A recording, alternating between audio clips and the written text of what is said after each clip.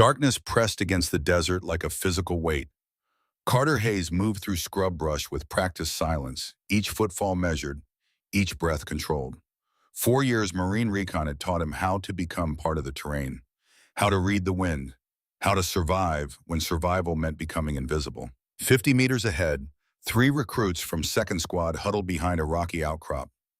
Carter could see their heat signatures through his night vision goggles.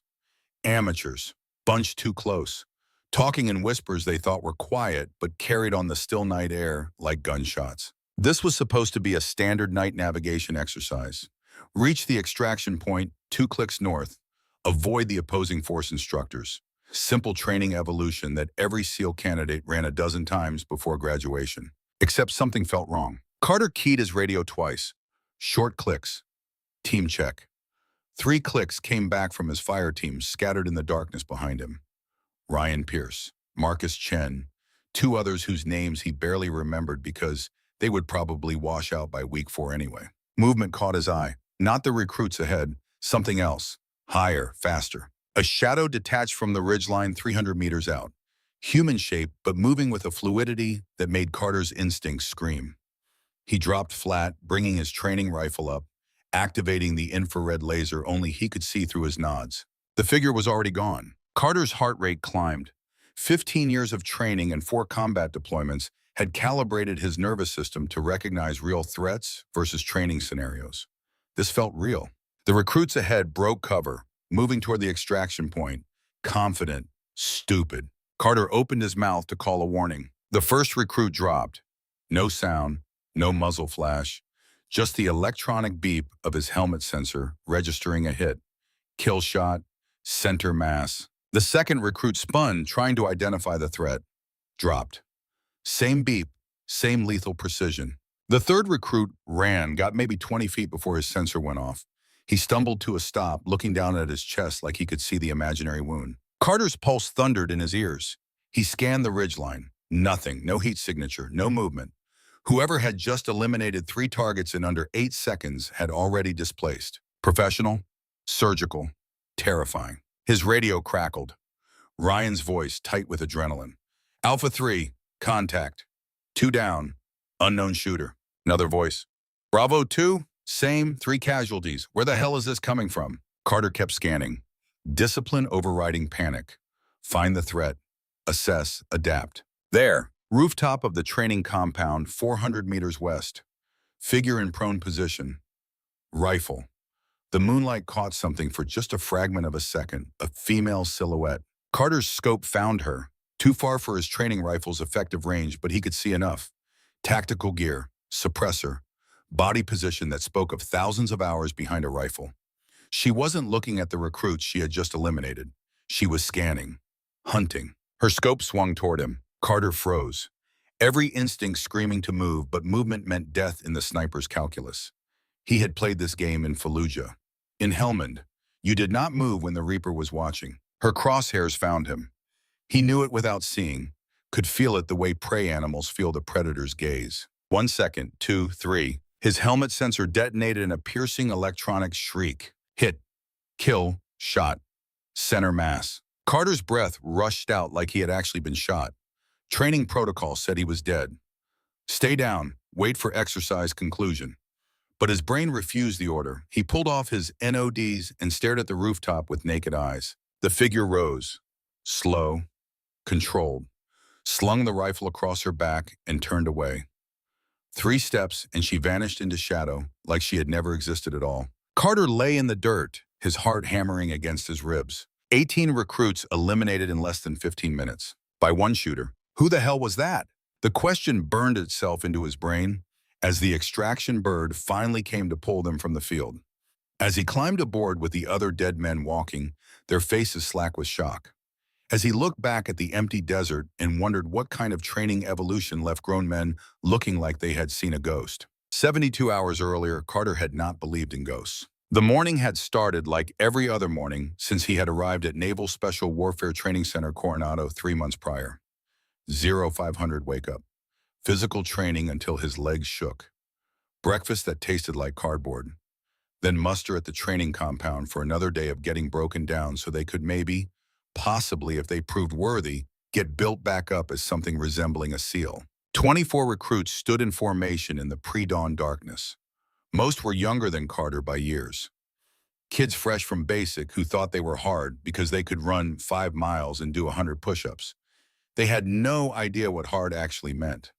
Carter had learned hard in Ramadi, had learned it watching Marines bleed out in dirt that did not care about courage or determination or any of the pretty words people use to describe war. But he had also learned something else, that discipline beat talent, that preparation beat luck, that the only way to honor the dead was to become better than they had been. His sister Emma had taught him that, right before Syria swallowed her whole and sent her home in a box. Master Chief David Hale stood at the front of the formation.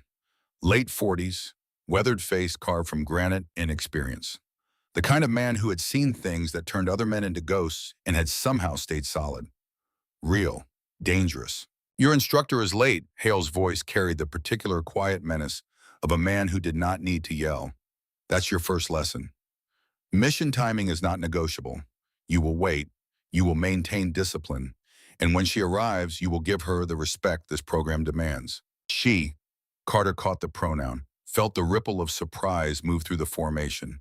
A female SEAL instructor was not common, was not expected, would not be, Carter knew from 4 years in Marine Recon, easily accepted by every man standing here. Ethan Cross stood 2 positions down from Carter. 6'3", former college linebacker. Broad shoulders that had carried his team to conference championships. The kind of guy who had been the biggest, strongest, fastest his entire life and expected that to continue forever. He shifted his weight, made a sound that might have been a scoff, caught himself, but not fast enough. Hale's eyes locked onto him like targeting lasers. Problem, recruit? Ethan snapped to attention. No, Master Chief. Good.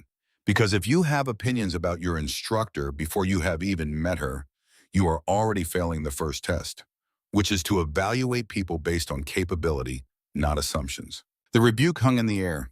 Ethan's face flushed red. Carter felt a flicker of satisfaction. Ego was going to get beaten out of people here. Better to learn early. 0615. The compound gate opened. A figure walked through. Alone. No fanfare, no announcement. She was maybe 5'7", lean build, dark hair pulled back in a regulation bun, 30-something.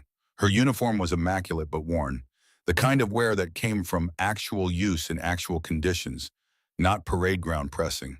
She walked like a predator, weight balanced, eyes scanning, taking in exits and threats and angles with the automatic efficiency of someone who had learned to read a room or die. She stopped 3 feet from Hale, did not salute, did not speak, just made eye contact and waited. Hale nodded once, turned to the formation. This is Petty Officer First Class Maya Caldwell. She will be your primary instructor for the next 8 weeks. Her word is law. Her standards are absolute. Questions will be addressed respectfully or not at all. He stepped aside. Maya took his place, looked at them for a long moment. Her eyes were dark, unreadable. When she spoke, her voice carried no warmth, no welcome, just fact. Gear up, obstacle course in 10 minutes. Anyone not ready gets dropped from the program. Silence. The recruits stared. Ethan opened his mouth like he was going to say something. Ryan Pierce, standing next to him, elbowed him in the ribs. Hard. Smart. Sometimes the best response was no response. Maya did not repeat herself. She turned and walked toward the obstacle course, did not look back, did not check if they were following, just moved with the absolute certainty that her orders would be obeyed. The formation exploded into motion. Controlled chaos as 24 men scrambled for their gear. Carter moved efficiently. 4 years had taught him the value of preparation. His kit was staged. Gloves, helmet, hydration pack. 60 seconds and he was moving toward the course. Ryan Pierce caught up to him, breathing hard. This is insane. Ryan was built like a distance runner. 5'10", maybe 160 soaking wet, fast but not strong. He would struggle on this course. What kind of instructor does not even introduce herself? The kind who does not care about making friends. Carter checked his glove straps. Watch and learn. The obstacle course sprawled across 200 meters of California real estate. Wall climbs, rope traverses, tire runs, crawl sections under barbed wire, balance beams, a final sprint to the tower at the end, standard SEAL preparation. Carter had run versions of this course 100 times in Marine training. His personal best was 6 minutes 40 seconds. But he had never run it like what he was about to see. Maya stood at the starting line, timer in hand, no warmth in her expression, no encouragement. She looked at them like they were raw material that might or might not be worth her time. Demonstration run. Pay attention. Under 7 minutes or you repeat until you make time. She handed the timer to Hale. Step to the line. No stretching, no warm-up, just a moment of stillness, like a coiled spring gathering itself. The air felt electric. Every recruit watching, waiting, some with skepticism, some with curiosity, all with the unspoken question, can she actually do this? Go. Maya exploded forward. The first obstacle was an 8-foot wall, rough wood, no handholds. She hit it at speed that looked reckless. Planted 1 foot 3 feet up, drove upward with her legs, caught the top edge with both hands, pulled and rotated her body over in one fluid motion. Her feet touched down on the far side before most recruits had processed what they had just seen. 5 seconds. Carter had never seen anyone clear that wall in under 8. The tire run next. 40 tires in a staggered line, each one 1.5 feet in diameter, positioned to test agility and foot speed. She flowed through them like water finding the path of least resistance. Her feet touched down between each tire with metronomic precision, never breaking rhythm, never hesitating. Like she had run this course 1,000 times and her body had memorized every step. Then the rope climb, 15 feet of thick hemp rope hanging from a steel frame. Most men muscled their way up, burning their arms out in the process. Grip strength and upper body power. Maya approached it differently. She jumped, caught the rope waist high, wrapped it between her legs in a figure 4 configuration. Then she pushed with her lower body while her hands just guided and maintained position. Leg muscles are stronger than arm muscles. She was using physics and technique to overcome the strength disadvantage of her smaller frame. She was at the top in under 10 seconds. Slapped the bell with her palm. The sound rang out like a challenge. Then she descended in a controlled fall, using friction to slow her descent without burning her hands. Touched down, kept moving. Carter watched with professional appreciation. This was not just fitness. This was mastery. Every movement efficient, every transition instant. She was not fighting the course.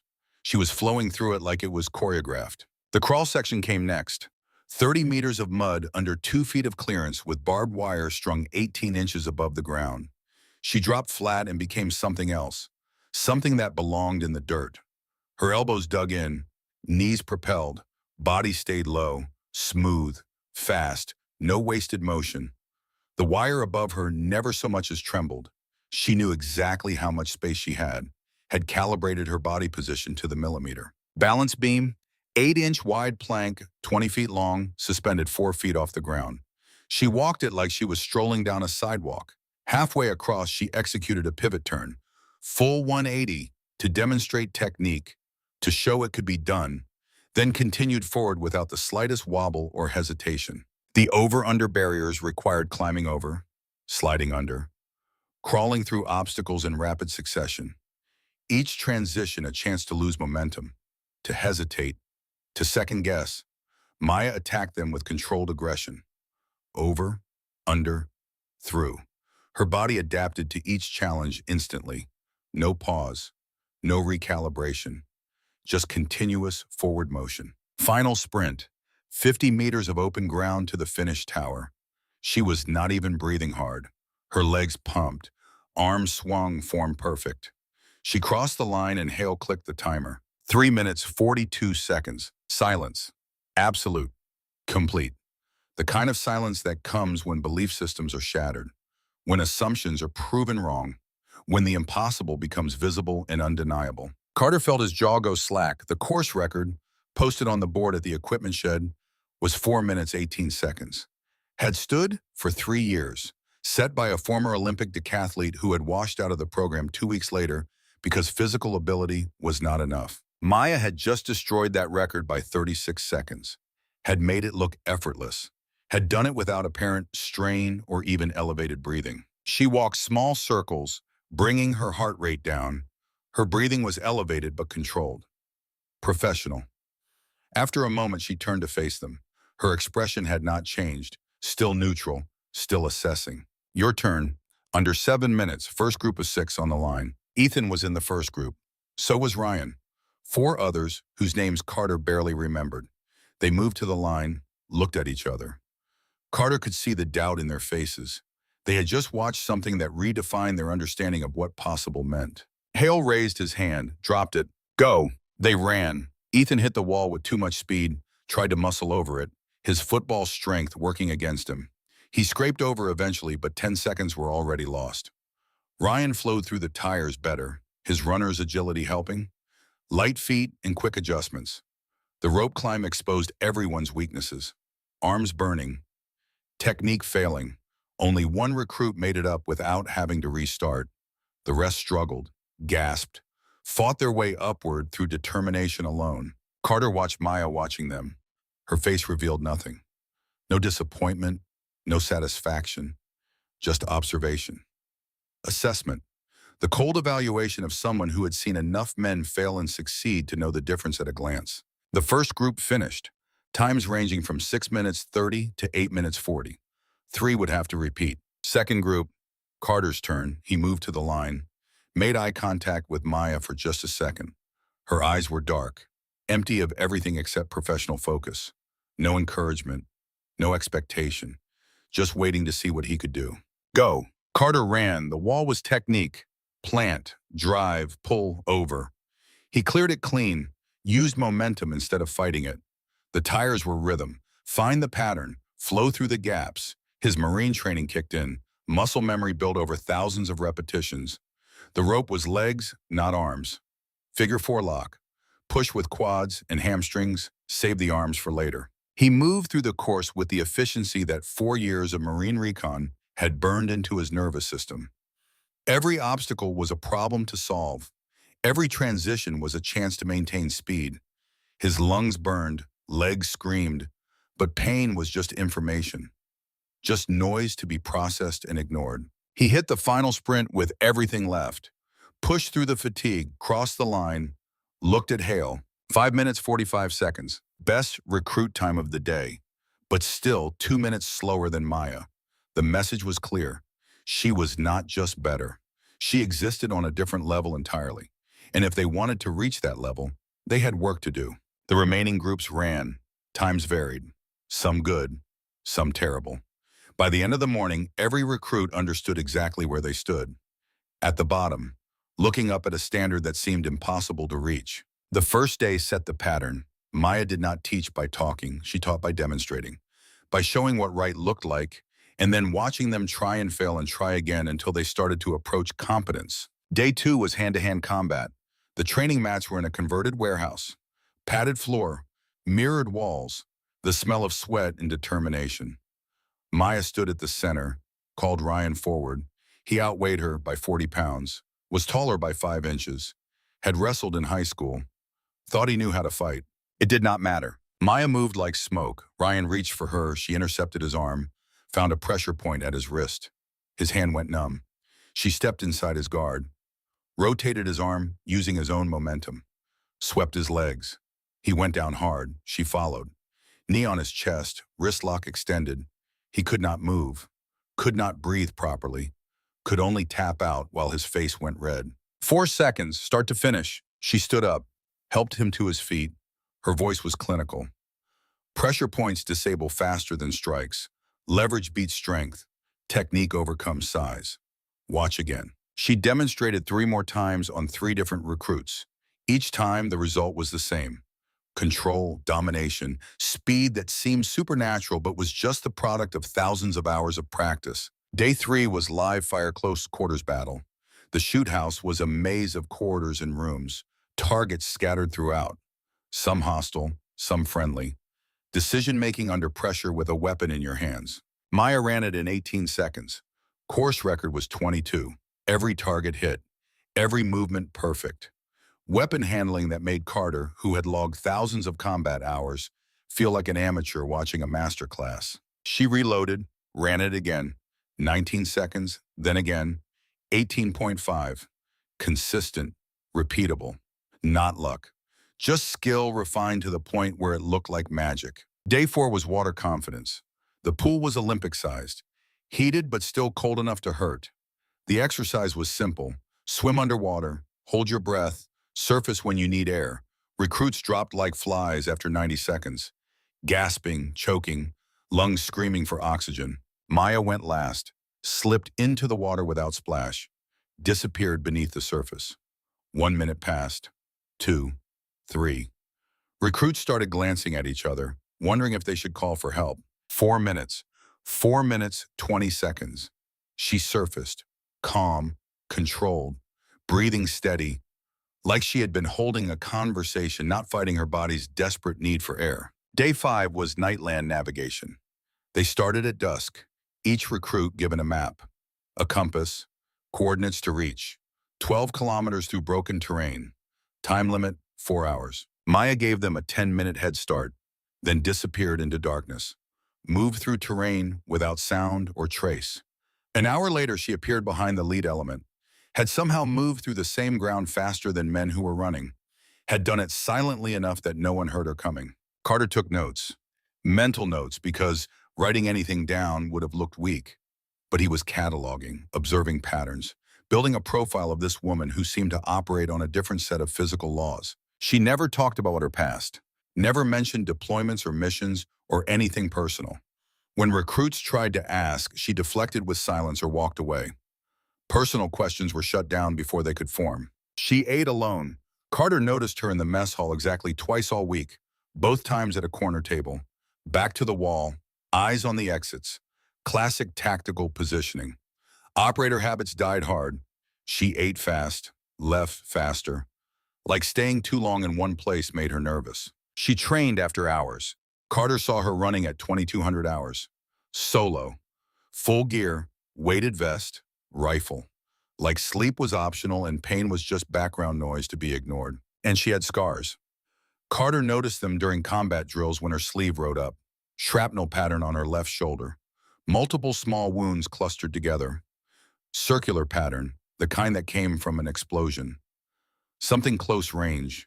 Something that should have killed her but somehow had not. The pattern spoke of Syria. Carter had trained with Navy corpsmen who had deployed there, had learned to recognize the signature wounds from Syrian IEDs, specific ordnance, specific fragmentation patterns. Russian-made explosives left different marks than American. Syrian insurgent bombs had their own signature. Maya had been there. Recently, within the last year, and whatever had happened had left permanent marks. On day 12, Carter made his move. 22-30 hours. The base was quiet. Most recruits were collapsed in their racks, too exhausted to do anything but sleep. Carter was tired too. Every muscle ached. But pain was temporary. Answers were permanent. He found Maya in the auxiliary gym, alone, working a heavy bag with controlled violence. Each strike precise. Technical, jab, cross, hook, elbow, knee. She was not training. She was exercising something, working through demons that did not leave just because the sun went down. Carter waited until she paused, stepped into her line of sight, did not want to startle her. People with combat experience could be dangerous when surprised. Marine recon? She turned. Sweat ran down her face. Her expression went from focused to guarded in an instant. She picked up a towel, wiped her face, buying time to decide how to respond. What makes you think that? Your stance during the rifle drills, the way you move through urban terrain, different from Navy doctrine. You cross-trained with someone. Marines teach movement differently than SEALs. Tighter, more aggressive. Maya studied him. Carter kept his face neutral, professional, not challenging, just observing, trying to understand. What branch were you? Marine recon. 4 years, Fallujah. Helmand, Ramadi, did 3 deployments. Saw enough, learned enough, wanted something more. Something flickered in her eyes. Recognition, maybe. Or respect. Hard to tell. She pulled on a jacket, zipped it up. The scars on her shoulder disappeared under fabric. And now you are here. Why? Carter chose his words carefully. Honest but not revealing too much. Because I want to be better than I was. Because recon taught me how to fight. I want to learn how to win. Maya slung her gym bag over her shoulder, started toward the exit. Winning is not about being the best fighter. It is about completing the mission. Sometimes that means fighting. Sometimes it means not fighting. Sometimes it means making choices that hurt. She walked past him. Carter turned to watch her go. Could not help himself. The question was out before he could stop it. You were deployed recently. Syria theater. She stopped. Did not turn around. The silence stretched between them like a wire pulled tight. Taut enough to break. Finally she spoke. Her voice flat. Empty. What makes you think that? Scars on your shoulder. Shrapnel pattern. Syrian IEDs use specific ordnance. Russian RDEX compound. Fragmentation spreads in circular pattern. Distinctive. I have seen it before. Maya was silent for a long moment. When she spoke, her voice had changed. Become harder. Colder. You ask a lot of questions, Hayes. I like to know who is training me. Then focus on the training. Not the biography, not the past. What happened before does not matter. Only what happens here. Now, in this moment. She walked out. The door closed behind her with a solid thunk that felt like punctuation. Like the end of something. Carter stood alone in the empty gym. His instincts screamed that he was right. Maya Caldwell had been in Syria, had been in combat, had survived something that left permanent marks on her body and probably worse marks on her mind. And Carter needed to know why. Because his sister Emma had died in Syria 9 months ago. Navy corpsman, classified operation. No details provided to the family except a folded flag and a ceremony with strangers who would not answer questions. Emma had mentioned a female SEAL once, in a phone call 2 months before she died. Had said something that stuck in Carter's memory. I am working with the best operator I have ever seen. She is intense, focused, makes everyone around her better just by being there. Could Maya be that SEAL? The timing was right. The theater was right. The scars were right. The intensity was right. Carter needed to know, not for revenge, not for closure, but because if Maya had been there when Emma died, then Maya knew the truth. And Carter had spent 9 months drowning in unanswered questions. 9 months wondering if there was something he could have done, some way he could have prevented it, some cosmic deal he could have made to trade places. He was going to get those answers, one way or another. Week 2 began with increased intensity.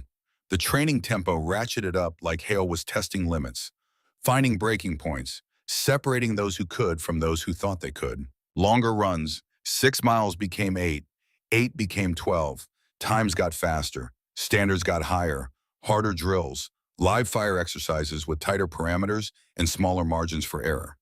Combat medicine scenarios where they had to treat simulated casualties under time pressure while simulated enemy fire came in. Maya pushed them like she was trying to break them, like she wanted to find the weakness in every man and expose it to the light. 2 recruits quit, rang the bell, walked away from the program with heads down and dreams shattered. Maya said nothing, just crossed their names off the roster and kept moving forward. No judgment, no disappointment, just acknowledgement that some people were not built for this. Day 24. Weapons maintenance after live fire drills. Carter was alone in the armory, cleaning his rifle. Everyone else had finished and left for evening chow. The smell of gun oil and brass, the sound of his hands working metal and cloth. The rhythm of it was meditative, calming. The tactical case caught his eye, back corner, locked, black, unmarked except for a label that read P.O. Caldwell, personal equipment. Carter stared at it. Every instinct told him to walk away. Personal gear was sacred in military culture. You did not touch another operator's kit. It was a violation of the deepest kind of trust. The kind that got you ostracized, beaten, kicked out. But the questions burned. The need to know consumed him like fire. He glanced at the door, empty, quiet. The lock was military standard. Simple. Carter had been trained to bypass them in recon, for breaching operations, for when you needed access and time was not on your side. His hands moved before his brain could stop them. 30 seconds. That was all it took. The lock clicked. Opened. Carter's heart hammered against his ribs like it was trying to escape. This was wrong. He knew it. But he could not stop. Could not walk away now. The case opened. Inside, tactical gear that should not have been in a training instructor's personal kit. Custom suppressor. Not standard issue. Modified optics for a sniper rifle. Long-range scope calibrated for shots beyond 1,000 meters. Syrian currency, dinars. Field notes in a language Carter did not recognize, but that looked like Arabic. Operational maps marked with coordinates, and at the bottom, a photograph. Carter's hands began to shake before he even registered what he was seeing. Maya, younger, maybe a year ago, surrounded by 7 other operators, all in combat gear, desert background, Syria, had to be. 6 men, 1 woman. The woman wore a Navy corpsman uniform, dark hair pulled back, bright smile. She was laughing at something, her arm around Maya's shoulders. The kind of easy familiarity that came from shared danger and trust built over months. Carter knew that face, had kissed that face goodbye at the airport when she deployed for the last time, had seen that face cold and still in a casket under a flag 9 months ago. Emma, his sister. The photograph was Emma. The world tilted. Carter's vision tunneled. He could not breathe, could not think, could not process what he was seeing. He flipped the photo over with shaking hands, handwriting on the back, Emma's handwriting. He would know it anywhere. Had saved every letter she had sent him over 4 deployments. Best team I ever had. If anything happens, tell Carter I chose this. Love always. E. Carter's vision blurred. The photograph shook in his hands. Maya had served with Emma, had been on the team when Emma died, was carrying a photograph with a message intended for him. Tell Carter I chose this. Chose what? Chose to die? Chose to deploy? Chose to sacrifice herself for something Carter still did not understand? Something metallic clinked at the bottom of the case. Carter's hand moved automatically, closed around cold metal. Dog tags, standard Navy issue, but these were covered in something dark. Rust maybe, or blood that had oxidized over months. Carter turned them over, read the name stamped into the metal. Hayes, MSc USN Opus No Pref. His sister's dog tags, the ones she should have been wearing when she died. The ones that should have come home with her body in a sealed box. Maya had them, had kept them, for 9 months. The armory door opened. Carter's head snapped up. His hand closed around the dog tags. Instinct, possession. These belonged to him, to his family, to Emma's memory. Master Chief Hale stood in the doorway. His eyes went from Carter to the open case to the dog tags in Carter's fist. His expression hardened into something that could cut steel, could break bones, could end careers. Hayes, my office, now. Carter closed the case, pocketed the dog tags, followed Hale out into the California night. The stars above were cold and distant, uncaring. The universe did not stop for grief, did not pause for revelation, just kept turning while people tried to make sense of chaos. The conversation in Hale's office was short, brutal, professional. No wasted words, no sympathy. You violated protocol. That case was locked for a reason. Yes, Master Chief. You stole personal property from an instructor. I took what belongs to my family. Hale's jaw worked. He stared at Carter with eyes that had seen every variation of human stupidity and weakness. When he spoke, his voice was quiet, more dangerous than if he had been shouting. You have no idea what you are holding, no idea what that means or why she has it. And because you could not control your curiosity, I now have to decide whether to throw you out of this program or give you a chance to fix this. Carter met his eyes, refused to look away. I am not leaving. Then you are going to do exactly what I tell you. You are going to put those tags back. You are going to apologize to Petty Officer Caldwell. And you are going to explain to her why she should not have you removed from this program immediately. Carter's grip tightened on the tags. The metal bit into his palm. I need to know what happened to my sister. Hale leaned forward. His voice dropped to something barely above a whisper, but carrying absolute authority. She died in combat, doing her job, saving lives. That is all you need to know. That is all anyone needs to know. That is not enough. It is going to have to be. Because classified means classified, Hayes. And your need to know does not override national security, does not override operational security, does not override the mission. Carter felt something break inside him. 9 months of grief and anger and unanswered questions crystallizing into a single sharp point. He stood up, placed the dog tags on Hale's desk, gentle, reverent, like they were sacred relics. Tell her I am sorry. Tell her I will do whatever it takes to make this right. But tell her I need answers. Even if it costs me everything. Even if it destroys me. I need to know. He walked out before Hale could respond, before the Master Chief could see the tears that Carter refused to let fall. Tears were for later, for darkness and solitude. Not for here, not for now. That night, Carter could not sleep. He lay in his rack and stared at the ceiling and replayed every interaction with Maya, looking for clues, looking for answers, looking for some way to understand how his sister had died and why Maya carried her tags like a talisman against the dark. The bass loudspeaker crackled at 0500. Reveille, time to move, time to become something better or wash out trying. Carter moved on autopilot.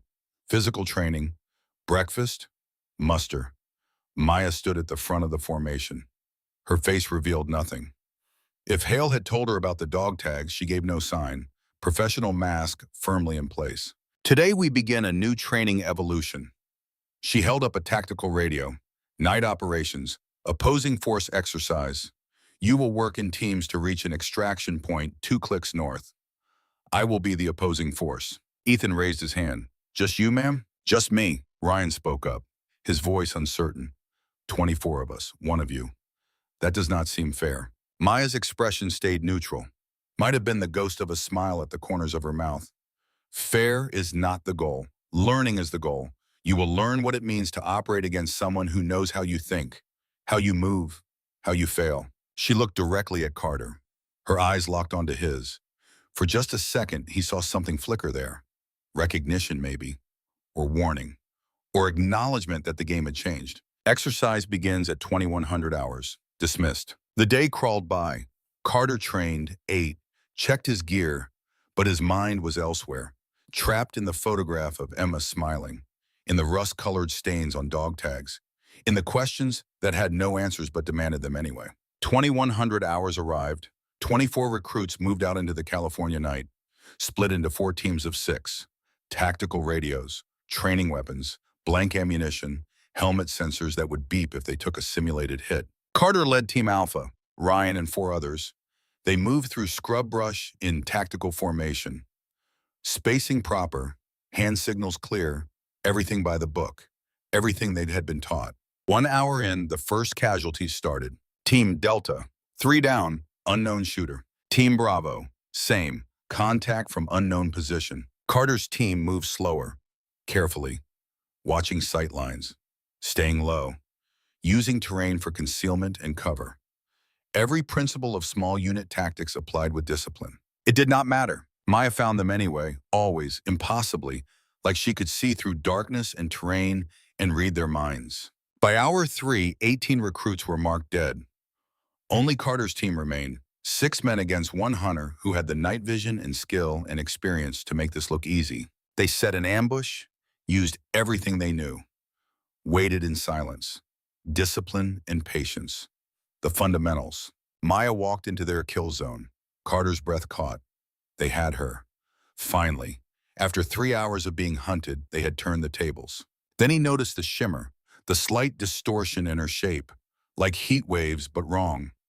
Holographic projection, remote operated, military-grade technology that should not have been in a training exercise. The real Maya spoke from behind them, her voice calm, amused even. Too clever, not clever enough. 6 sensors beeped in perfect sequence. Dead. All of them. Except Carter. His sensor stayed silent. Maya stood in the darkness 20 feet away, rifle slung across her back. She walked toward him, stopped 3 feet away, close enough to speak quietly. Why did you spare me? Her voice was different now. Almost gentle, almost human. Your sister would be proud. She taught me that hologram technique. Used it in Damascus. Fire and vanish. That was her favorite saying. She turned and walked away. 10 steps into the darkness and she was gone. Disappeared like smoke. Like she had never been there at all. Carter stood alone, his heart pounding, his mind reeling. On a tree trunk 3 feet from where he stood, a note was pinned with a knife. The paper was white, the handwriting clear. 2 words. Ask me. Carter pulled the note free, stared at it. The handwriting was Maya's, but the message was clear. Permission, invitation, challenge. Tomorrow, Carter would ask, would demand answers, would finally learn what had taken Emma from this world and why Maya carried the weight of it. Tonight, he just stood in the desert dark and let the questions burn. Let the grief and anger and need wash over him like waves. Tomorrow would bring truth. Tonight was for remembering, for honoring, for preparing. Dawn would come, and with it everything would change. Carter did not sleep, could not sleep. The note burned in his pocket like a live coal. Ask me. 2 words that held 9 months of unanswered questions. 9 months of grief that had calcified into something harder. Something that demanded resolution or would consume him entirely. At 0530, he gave up pretending, rolled out of his rack, put on his PT uniform, and moved through the pre-dawn darkness toward the training facility. The base was quiet. Morning muster was not until 0600. He had time to prepare, time to decide what questions mattered most. Maya's office was a converted storage room at the back of the main building. Door closed, lights off, no sign of life. Carter took up position against the wall opposite and waited, discipline overriding impatience. His sister had taught him that lesson years ago. Patience is the difference between operators and amateurs. Wait for the shot. Do not force it. Emma's voice in his memory, clear as if she was standing beside him in the California pre-dawn. He could almost feel her presence, almost believe she was watching, waiting to see if he had learned. 15 minutes later, Maya appeared. She walked with purpose, no wasted motion, saw Carter immediately from 30 feet away, did not change her stride, just walked past him to her office door, unlocked it, pushed it open, left it open. You wanted to ask. It was not a question. It was acknowledgement, acceptance, maybe even relief that this conversation was finally happening. She stepped inside. Carter followed. The office was sparse. Desk, 2 chairs, filing cabinet. Nothing personal, no photographs on the walls, no memorabilia, no hint of a life outside this building. Just the functional space of someone who did not believe in putting down roots or making homes. Maya sat behind her desk, gestured to the chair across from her. Carter sat. They looked at each other for a long moment, measuring, assessing. 2 warriors with shared ghosts deciding how much truth could be spoken. How did Emma die? Maya's expression did not change. She had known this was coming, had probably known from the moment Carter had opened that tactical case. When she spoke, her voice was matter-of-fact, clinical, like she was reading from an after-action report written by someone else. Explosion. Compound in Damascus. 9 months ago, she was treating wounded civilians. We had bad intel, raided the wrong building. By the time we realized our mistake, it was too late to abort cleanly without casualties. Carter's hands clenched into fists under the desk. His voice stayed level through sheer force of will. You're wounded? Iraqi civilians. Family caught in crossfire. Women, children, old man who could not walk. They were in the wrong place at the wrong time. Wrong building. Wrong city block. Wrong choices made by people 1,000 miles away pushing pins on maps. Maya's voice did not waver, did not betray emotion, but her eyes told a different story. Pain lived there. Regret. Survivor's guilt. Emma stayed to treat them, refused to leave when I gave the extraction order, said she was not leaving them to die, said that was not what she signed up for, not who she was, and you left her. It was not a question, it was an accusation. Carter was on his feet before he realized he was moving. Muscle memory from 4 years of close quarters combat taking over, his hands reaching across the desk, not to strike, just to grab, to make her feel something, anything, to break through that professional mask. Maya moved like water. 1 second Carter was lunging. The next he was face down on the floor with his arm locked behind him in a joint manipulation that sent white-hot pain screaming up to his shoulder. Her knee pressed between his shoulder blades, her weight controlled. Professional, not trying to injure, just to immobilize. Her voice in his ear, calm, controlled, clinical. I had 12 seconds to extract my team, 12 seconds to make a choice.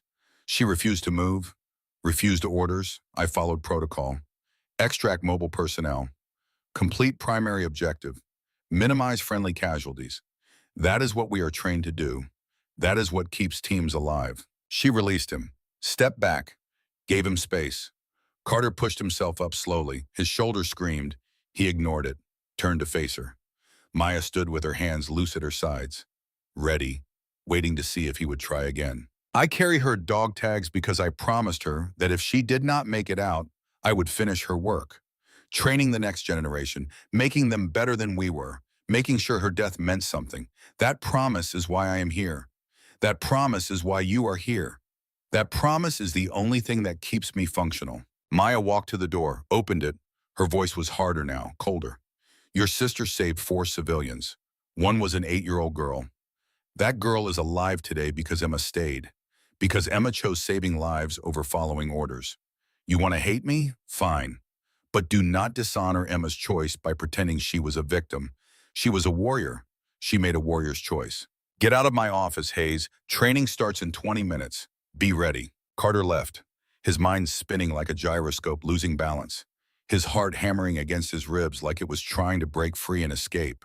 Emma chose to stay, chose her patience over her own life. That was the truth. That was what Maya was trying to make him understand.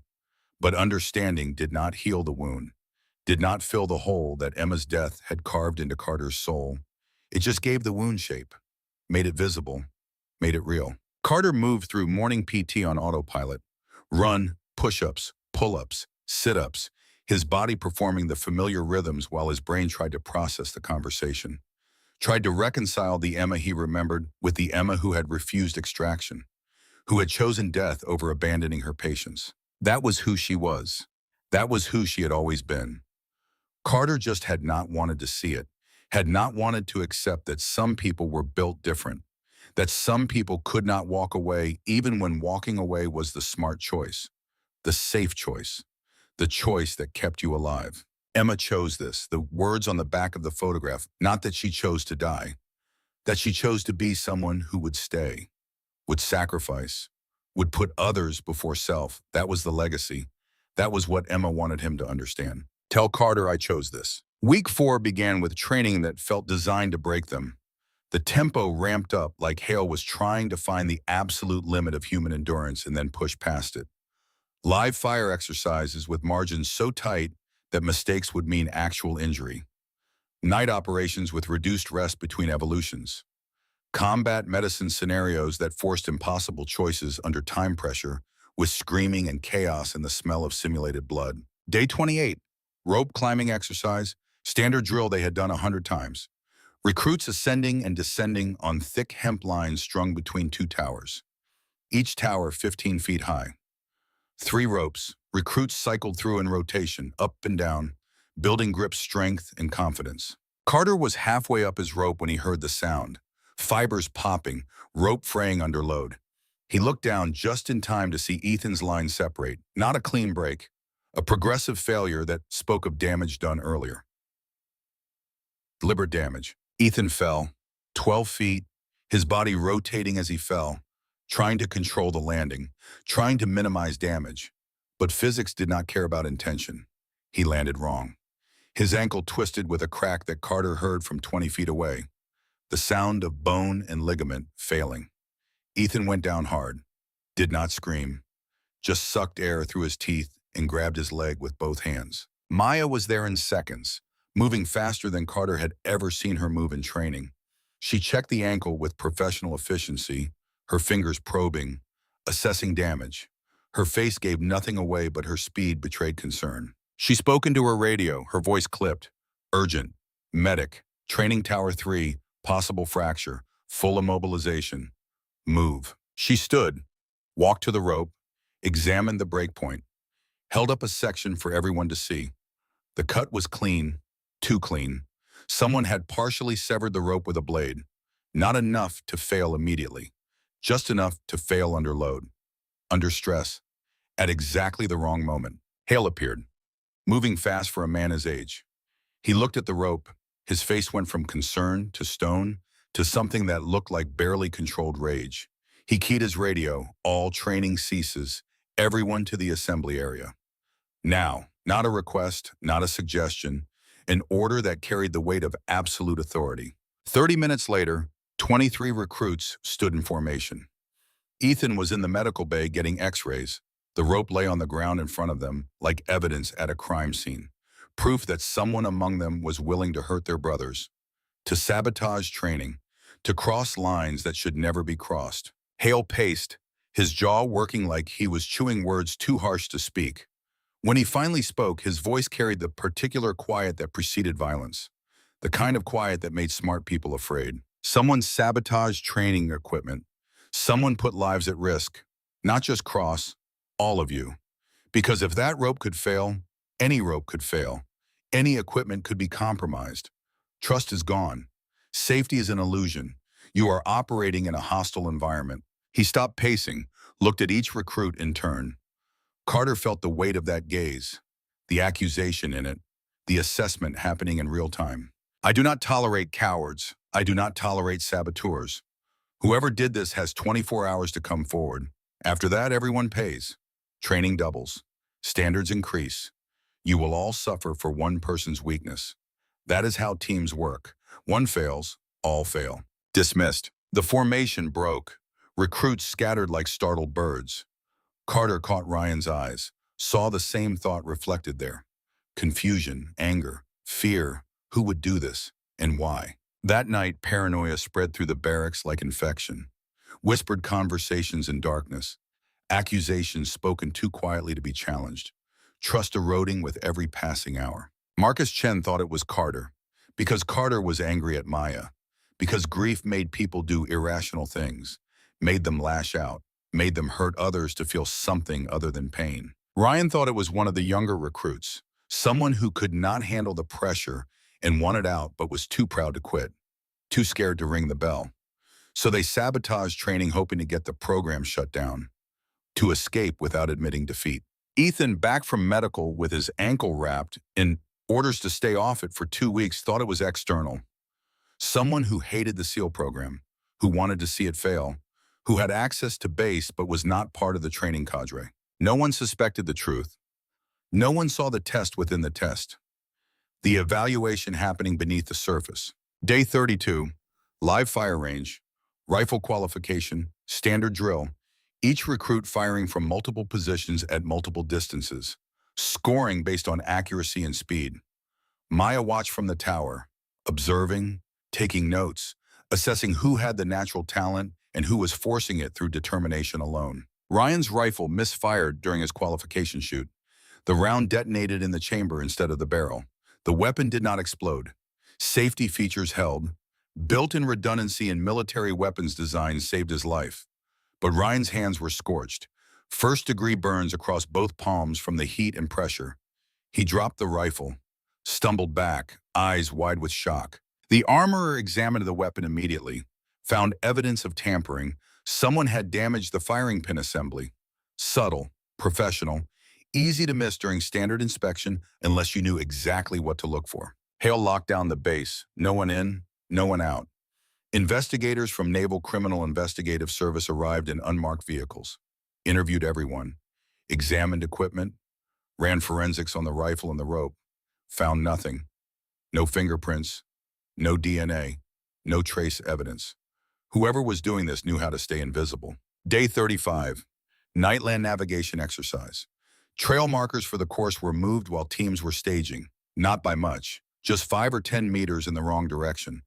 But 5 meters of error compounded over 12 kilometers led teams into wrong terrain, into gullies and dead ends, and places where extraction was complicated. 6 recruits got lost for 4 hours, wandered in circles, used up water supplies. One suffered mild hypothermia when temperatures dropped. Another twisted his knee in a fall navigating terrain they should not have been in. The pattern was clear now. Someone was systematically undermining the training program. Small sabotages, calculated, designed to injure, to create fear, to destroy trust, to make recruits question everything and everyone. Carter watched Maya during the incidents. Her face revealed nothing. Professional mask firmly in place. But he caught moments when she thought no one was looking. Brief flickers of confusion, frustration, maybe even fear. She was as lost as everyone else, which meant either she was an incredible actor or she genuinely did not know who was behind this. Day 38. The pattern broke in the worst possible way. Explosive breach training, learning to use shaped charges to blow doors and walls, controlled detonations, precise calculations, safe when done correctly according to procedure, lethal when done wrong, no margin for error. 6 recruits were staged for the exercise, positioned behind a blast wall at safe standoff distance. Maya demonstrated the proper setup, showed them how to calculate explosive weight based on door thickness, how to position the charge for maximum effect, How to create a safe standoff distance that protected operators while ensuring complete breach. The demonstration charge detonated early, 3 seconds before it should have.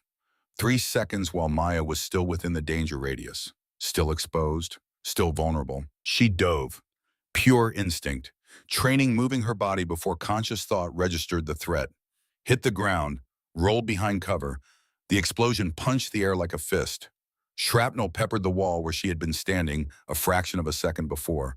Close, too close. Silence, the kind of silence that comes after violence, when everyone is processing, trying to understand if they are alive or dead or somewhere in between. Then chaos, recruits running, shouting, training protocols kicking in, checking for casualties, securing the area. Maya stood up, dust covered, blood running from a shallow cut on her forehead where a fragment had grazed her. Maybe a quarter-inch to the right, and it would have been her eye, her brain, her life. But alive, functional, professional mask back in place. Hale was there in seconds, his face twisted with something Carter had never seen before. Fear, real fear. Not for himself, for Maya. Like seeing someone he cared about almost die had cracked his armor. Clear the range, everyone. Now, move. That night, Hale assembled everyone. All 23 recruits, all instructors, the entire training staff, support personnel, everyone who had access to the base. They gathered in the main briefing room. The overhead lights were too bright, made everyone look washed out, exhausted, scared. Hale stood at the front, Maya beside him, her forehead bandaged, white gauze stark against tan skin. Her expression was neutral, professional. But Carter saw something in her eyes, confusion, betrayal, the look of someone who thought they understood the game and just realized the rules had changed. Hale waited until everyone was settled, until the murmuring stopped and attention focused. Then he spoke. His voice was different now, not angry, not commanding, just tired, human, real. The sabotages were me, silence, absolute, complete, like the oxygen had been sucked from the room, like time had stopped, like reality itself had paused to process words that made no sense. Carter's brain rejected the information, could not process it, refused to accept it. Hale? Hale had been sabotaging his own program, had been putting his own recruits at risk, had almost killed Maya. Everything was controlled. Hale continued, his voice steady now, explaining, justifying, monitored, measured. The rope had a backup safety line you could not see, tested to 3 times normal load. The rifle malfunction used low-power training rounds, modified loads that could not cause serious injury. The trail markers were moved with my authorization, with observers tracking every team. Every incident was designed to test how you respond under uncertainty, under threat, under pressure when you do not know who to trust. He paused, looked at Maya. She was staring at him, her face carefully blank, but her eyes burning with questions that would come later. In private, when the audience was gone. Purpose: to see who panics, who adapts, who leads when everything feels like it is falling apart. Because that is what combat is. That is what you will face in the field. Enemy does not play fair. Circumstances do not care about your plans. Equipment fails. Intel is wrong. People betray you. You adapt or you die. That is the only rule that matters. Hale pointed at Carter, at Ethan on his crutches, at Ryan with his bandaged hands. You three, Hayes, you investigated rationally, built theories, and tested them against evidence. Cross, you maintained team cohesion despite injury, despite pain, kept morale up when others were losing faith. Pierce, you used humor under stress, kept perspective when paranoia was spreading like disease. You three are ready for leadership roles. You three proved you can think under pressure. Carter felt something unlock in his chest. The paranoia that had been eating at him for 2 weeks dissolved, replaced by understanding and anger, because this was manipulation, justified maybe, effective certainly, but still manipulation, still playing with people's minds and bodies without their consent. A hand went up. One of the younger recruits, his voice shook. What about today? The explosive that almost killed Petty Officer Caldwell? Hale's face went hard as stone. That was not me. That was a genuine malfunction, equipment failure.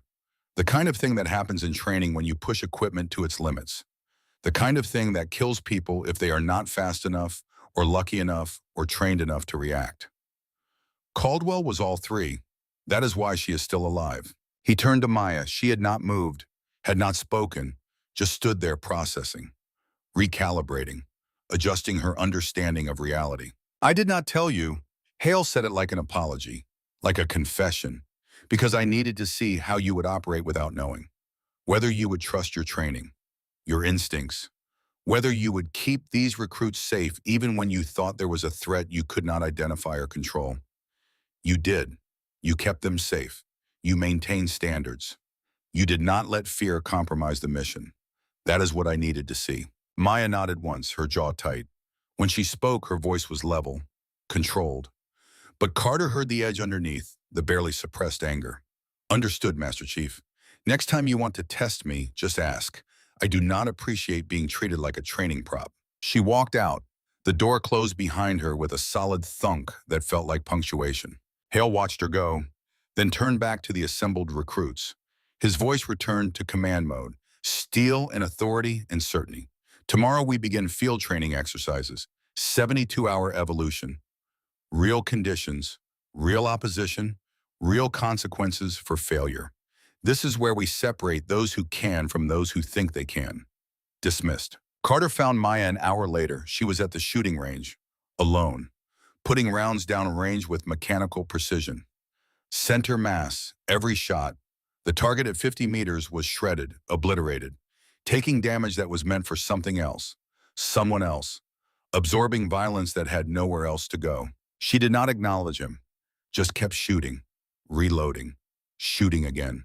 The rhythm of it was meditation, therapy, the only way some people knew how to process. You did not know. Carter said it as fact, not question. Maya ejected her magazine, checked the chamber, made the weapon safe, set it down with careful precision. No, I did not know. She turned to face him, and that should bother me more than it does. But it does not, because Hale is right. Combat is uncertainty, is operating without complete information, is trusting your training when nothing else makes sense. That is the job. That is what we do. Then why are you angry? I am not angry. Maya picked up a cleaning kit, started field stripping her rifle. I am frustrated because he tested me without telling me, which means he does not fully trust me yet, which means I still have something to prove. Always something to prove, always another test. It never ends. Carter studied her face, saw the truth underneath. She was not angry at Hale, she was angry at herself for not figuring it out, for being caught off guard, for caring about the trust that had been manipulated. You have nothing to prove. Your record speaks for itself. 3 deployments, multiple decorations. You have bled for this country. What more do they want? Records do not matter. Maya reassembled her rifle, started cleaning the barrel with precise strokes. What matters is whether I can do the job right now, today, with these recruits, whether I can make them better than I was, better than Emma was. That is what I promised. That is what I owe. She paused, looked at him directly. Your sister knew, before Damascus, before the raid. She knew missions go wrong. She prepared for it. She prepared for the possibility that she would not come back. How? Maya reached into her pocket, pulled out the dog tags, held them so Carter could see. The rust-colored stains, the metal worn from months of handling. These. She gave them to me 12 hours before we stepped off for the mission. Made me promise that if anything happened, I would tell you she chose this. That she went out doing what she believed in. That she was not a victim, she was a volunteer. Carter felt his throat close. Emma had known, had prepared, had tried to leave him a message across the barrier of death. Why did she give them to you? Because she trusted me. Maya put the tags back, and because she knew I would finish what she started, training the next generation, making them better, making sure her sacrifice was not wasted, making sure it meant something beyond a flag and a ceremony and a folded uniform. Maya continued cleaning her rifle. The conversation was over. But something had shifted between them. The wall had thinned, not broken, just become more transparent, more permeable. Week 6 arrived with the weight of inevitability. Field training exercise.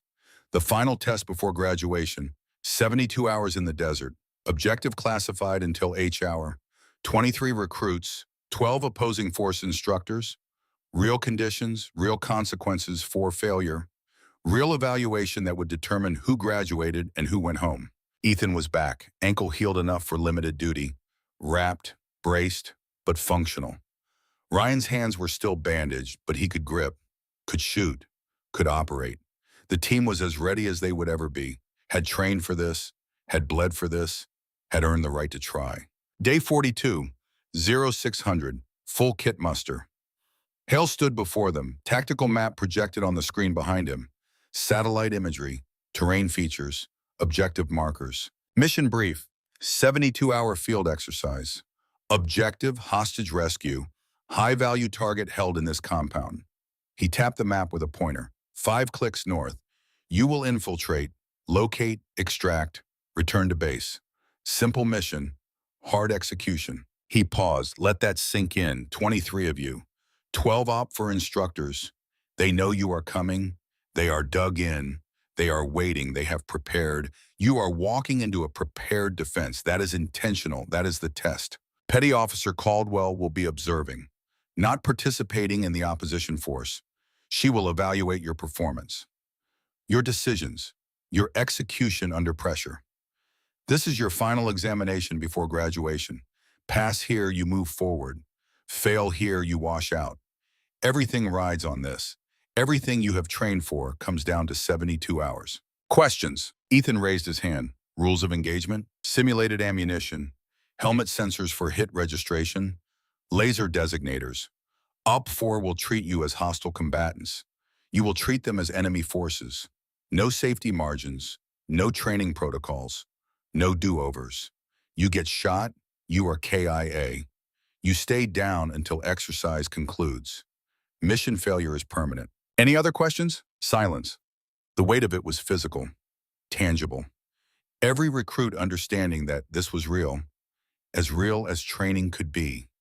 The crucible that would forge them or break them. Carter, Hale's voice cut through. You are team leader. Cross, you are second in command. Pierce, you run communications. Work out the rest of your structure. You have 2 hours to plan. Movement begins at 0800. H hour is 0900. Dismissed. The team scattered. Carter gathered his fire team leaders, spread the map on a table, started problem solving. Building a plan from terrain and intelligence and lessons learned over 6 weeks of brutal training. The compound was defensible, single access road, open approaches on 3 sides, high walls, limited entry points, guard towers at corners, classic hard target, the kind that ate assault teams for breakfast if they came in unprepared or overconfident. Ethan traced alternate routes with his finger, through the gullies, using dead ground to mask approach. It would take longer, but would give them better position, better angles, better chance of reaching the compound without being detected. Ryan studied the compound layout, identified probable guard positions, machine gun nests, overwatch posts, likely defensive arrangements, where he would put forces if he was defending, through the gullies, using dead ground to mask approach, better position. They built a plan, not perfect, nothing ever was, but solid, based on proven tactics and hard-learned lessons. Carter felt Emma's training in every decision he made. Patience over speed, precision over power. Complete the mission. Bring everyone home. Those were the principles that mattered. H hour came. The teams moved out. 4 squads of 5 and 6. Staggered departure times. Multiple approach vectors. Carter's squad went first, moving through broken terrain under a sun that climbed toward brutal California heat. The first 6 hours went well. Too well. They made good time, stayed undetected, used terrain intelligently. Reached the outer perimeter by hour 8. Set observation posts. Began detailed reconnaissance. Everything by the book. Everything they had been taught. That was when it fell apart. OPFOR had anticipated their approach, had positioned teams exactly where Carter's plan put them. The ambush was perfect, coordinated, professional, executed with precision that spoke of years of experience. Carter's squad took contact from 3 sides simultaneously, simulated machine gun fire, grenades, Overwhelming force applied at exactly the right moment. His helmet sensor beeped within 30 seconds. KIA. He was dead before he could adapt, before he could think, before he could lead. Ethan tried to rally, tried to maneuver the remaining team members. His sensor beeped. Dead. Ryan called for support from the other squads. They moved to assist, walked into secondary ambushes. Perfect kill zones, perfect fields of fire. Within 20 minutes, 14 of 23 recruits were marked as casualties, lying in dirt, playing dead, watching their mission collapse. The exercise devolved into chaos. The remaining 9 recruits tried to salvage something, tried to complete the objective with less than half their force. Failed. By hour 30, all 23 were dead. Mission not accomplished. Objective not achieved. Total loss. The debrief was brutal. Hale stood before them like a judge, his face carved from granite and disappointment. Maya sat off to the side, silent, observing, taking notes. Her expression revealed nothing, but Carter knew she was cataloging every failure, every mistake, every lesson they had failed to learn. Worst performance in 5 years. Hale's voice cut like razors, glass shards wrapped in silk. Explain. Tell me how 23 recruits with 6 weeks of training failed a mission that should have been achievable with proper planning and execution. Ethan spoke first, his voice defensive. Intel was wrong. They knew we were coming, knew our route, had time to prepare. Hale's eyes were cold, empty of sympathy. Intel is always wrong. That is the first rule of combat. You verify, you adapt, you question assumptions. You do not commit to a plan that assumes perfect information. That is how people die. That is how missions fail. Carter tried, voice rough with shame. We use proper tactics, sound approach techniques, cover and concealment, movement discipline. Hale stepped closer. Tactics mean nothing if you walk into prepared defenses without reconnaissance.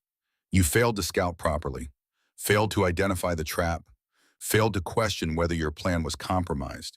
You saw what you wanted to see and ignored what was actually there. He turned to address the entire group.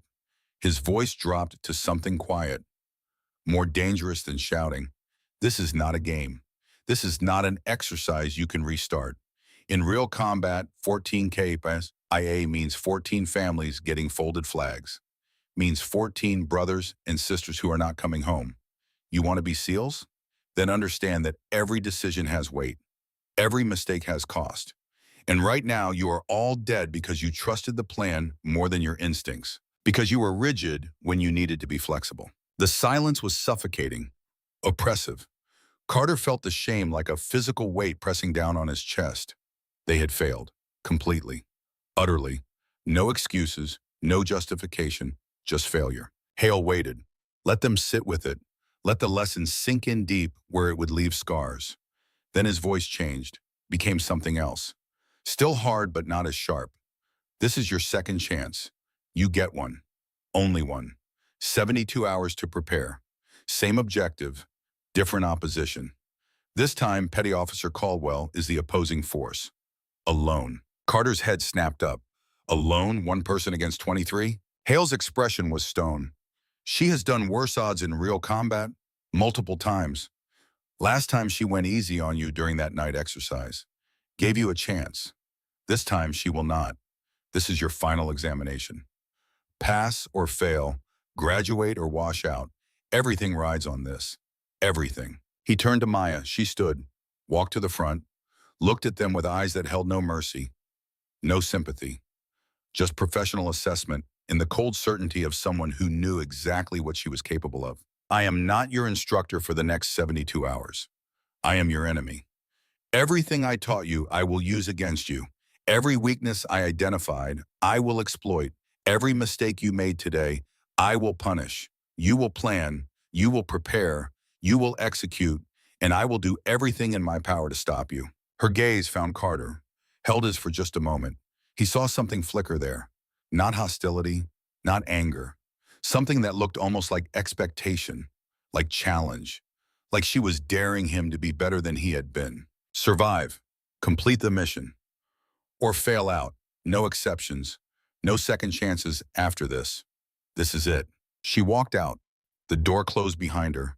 The recruits sat in stunned silence, processing, trying to comprehend what had just been demanded of them.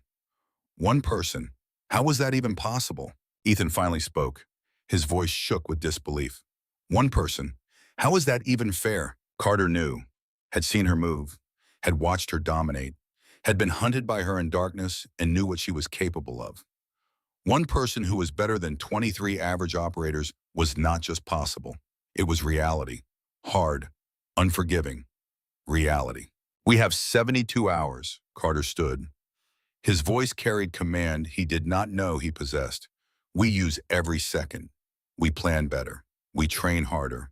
We become what she needs us to be. Ryan looked at him, and what is that? A team, not individuals, not egos, not people trying to prove something.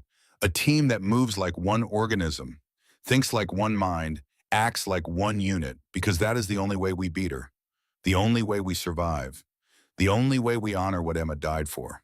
The next 48 hours blurred together, planning sessions that ran until midnight, physical training before dawn. Scenario drills repeated until they became automatic. Communication protocols refined until they could operate with hand signals and eye contact. Every minute used, every advantage identified and exploited. Carter found himself thinking about Emma more than he had in months, about the choices she had made, about why Maya carried those dog tags like a talisman, about what it meant to finish someone else's work, to carry forward someone else's legacy.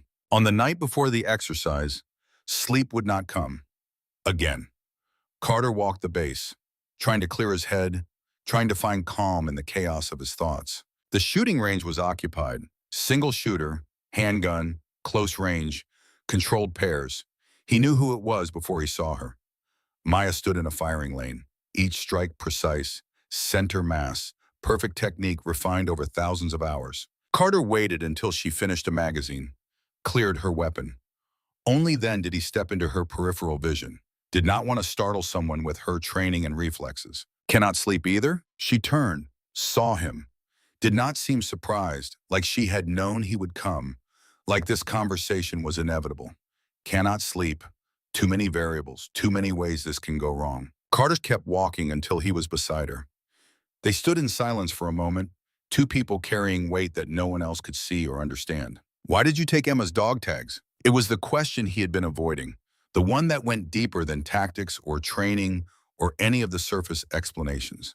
The question that went to the heart of who Maya was and why she was here. Maya was quiet for a long time. When she spoke, her voice was softer, more human than Carter had ever heard it. She asked me to. 12 hours before the raid, we were on Overwatch together, waiting for green light to execute. She handed them to me, said if something happened, I needed to take them, show them to you, prove that she went out doing what she believed in, choosing to save lives. Carter felt his chest tighten. Emma had known, had prepared for the possibility that she would not come home. What else did she say? Maya set down her weapon, looked at him directly. Her eyes held something Carter had not seen before. Grief, maybe? Or regret?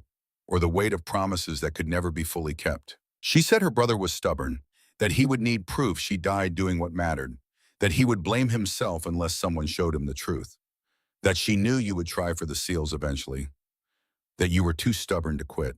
She was right about that. Emma had known him too well, had understood exactly how Carter would react to her death, had tried to prepare him even from beyond the grave, had tried to give him answers before he knew the questions. What was the truth? That she chose to be someone who would stay, who would sacrifice, who would save lives even if it cost her own. That was her choice. That was her legacy. That is what she wanted you to understand and carry forward. Maya paused, reached into her pocket, pulled out the dog tags, held them between them. The metal caught the light, the rust-colored stains visible, undeniable. She wanted you to have these after you understood, after you earned them. She said you would try for the seals eventually, said you were too stubborn to quit, too stubborn to let her death be meaningless. She was right. Carter took the tags, held them, felt the weight of them. Emma's blood, oxidized over 9 months, but still there, still real, still connecting him to her across the barrier of death. There was more. He could feel it. Tell me about Damascus. Tell me what happened. Maya nodded slowly, like she had been expecting this, waiting for it. She gestured to a bench at the edge of the range. They sat. The California night was cold and clear, stars above uncaring and eternal. 12 hours before the raid, Maya's voice took on the rhythm of a story told many times. Rehearsed, perfected, necessary. We were on a rooftop in Damascus, Overwatch position, me and Emma, waiting for the assault team to stage. We had been working together for 6 months, long enough to trust, long enough to know how the other thought and moved and breathed. She paused, gathering memory, making it real again. Emma turned to me, said she had a bad feeling about the mission. The intel felt wrong, too clean, too perfect. No mission is that clean, but we were committed. Orders were orders. Chain of command had decided. Our job was to execute. Maya looked at the dog tags in Carter's hands. Her face was carefully neutral, but her eyes betrayed her. She asked me to take her tags, said if anything went wrong, she wanted you to know she was not a victim. She was a volunteer. She chose this life, chose this risk, chose to be someone who would stay when others left. Carter's voice was rough. What did you say? I told her nothing was going to happen, that we had done this 100 times, that bad feelings were just nerves. Standard pre-mission anxiety. She smiled, said that was probably true, but she wanted to be prepared anyway, just in case. She made me promise. If she did not make it, I would train the next generation. Make them better than us, better than the mistakes we made, better than the system that sent us into wrong buildings with wrong intel and wrong assumptions. What mistakes? Maya stood, walked to the edge of the range, looked out at darkness that held memories she could not escape. We raided the wrong building. Intel said weapons cache, high-value target, Syrian arms dealer. But when we breached, it was civilians, families, children, an old man who could not walk. We had wounded them in the entry, flashbangs, suppressive fire. Standard breach protocol that assumed hostile environment. Emma refused to leave them, started treating casualties, stabilizing the worst injuries, begging for extraction delay, for time to save them, but time was not on our side. Enemy forces were converging, our window was closing. I had 12 seconds to make a choice. Rules of engagement: extract mobile personnel, complete primary objective, minimize friendly casualties. I made the call, pulled my team, left Emma with the wounded, thought we would come back, thought we had time to circle around, come in from another angle, extract her once the area was secure. The building exploded 8 seconds later. Secondary charges we had not detected. Booby traps or enemy mortars, or just the universe being cruel. Emma and 4 civilians were inside. Maya turned back. Her face was stone, but her eyes were drowning. 4 civilians survived. Emma shielded them with her body, took the shrapnel that would have killed them, died doing exactly what she promised, saving lives, being someone who would stay. That was her choice. That was her legacy. Carter felt tears on his face, did not wipe them away, just let them fall. Grief and pride and loss mixing into something too complex to name. Emma had chosen, had made a conscious decision, had valued those lives more than her own safety. That was who she was. That was who she had always been. Thank you, his voice broke, for telling me, for keeping your promise, for finishing her work, for making her death mean something. Maya nodded, picked up her weapon, started cleaning it. The conversation was over. But something fundamental had shifted. They were not friends, but they were no longer strangers. They were 2 people bound by the same ghost, the same promise, the same mission. Tomorrow, Maya's voice was matter-of-fact. Professional, I'm going to hunt you, use everything against you. No mercy, no holding back. Everything I have, everything I know, I am going to test you like you have never been tested. I know. Carter stood, started to walk away, stopped, turned back. What did Emma say? Her last words? Before the building came down? Maya was silent for so long Carter thought she would not answer. Then she spoke, her voice barely above a whisper. Fire and vanish. It was her favorite saying, from some old SEAL instructor she had trained with. Move fast, hit hard, disappear before the enemy reacts. She said it right before I pulled my team out, right before the world ended. Fire and vanish. That was her philosophy, her approach to life and combat and everything. Move, act, survive, pass it forward. Carter let those words settle into his bones. Fire and vanish. Emma's legacy reduced to 3 words. a philosophy, a way of being, a reminder that life was motion and action, and refusing to stay still while death came looking. He would honor that, tomorrow and every day after. Fire and vanish until the mission was complete, until Emma's legacy lived in the operators he would become, the team he would lead, the people he would make better. That night, Carter finally slept. Not peacefully, not without dreams, but deeply, like some weight had been lifted, some question answered, some wound finally beginning to close. Emma had chosen. Maya had kept her promise. Now it was Carter's turn to prove he was worth the sacrifice, worth the legacy, worth the blood and pain and loss that had brought him to this moment. Morning came with the inevitability of sunrise. Day 45, H-hour approaching. Final exercise, final test. Everything riding on the next 72 hours. Everything they had trained for. Everything Emma had died for. All of it coming down to one mission, one team, one chance. The briefing was short, direct, no wasted words. Hale stood at the front, Maya beside him in full tactical gear. Rifle, sidearm, equipment that spoke of serious intent and capability. Same objective, same compound, same mission parameters. Hale's voice was steel wrapped in iron. The difference is your opposition. Petty Officer Caldwell has been given new orders. Hunt you like enemy combatants. No safety margins, no training protocols. Real operational tempo, real consequences. He turned to Maya. She stepped forward, looked at the 23 recruits assembled before her.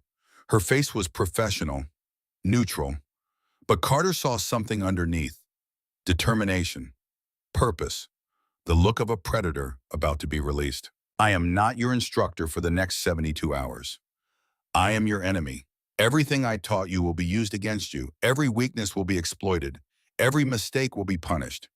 You will plan, prepare, execute, and I will do everything in my power to stop you, to hurt you, to break you, because that is what the mission requires. That is what you need to be ready for. She paused. Let that sink in. Let them understand the stakes.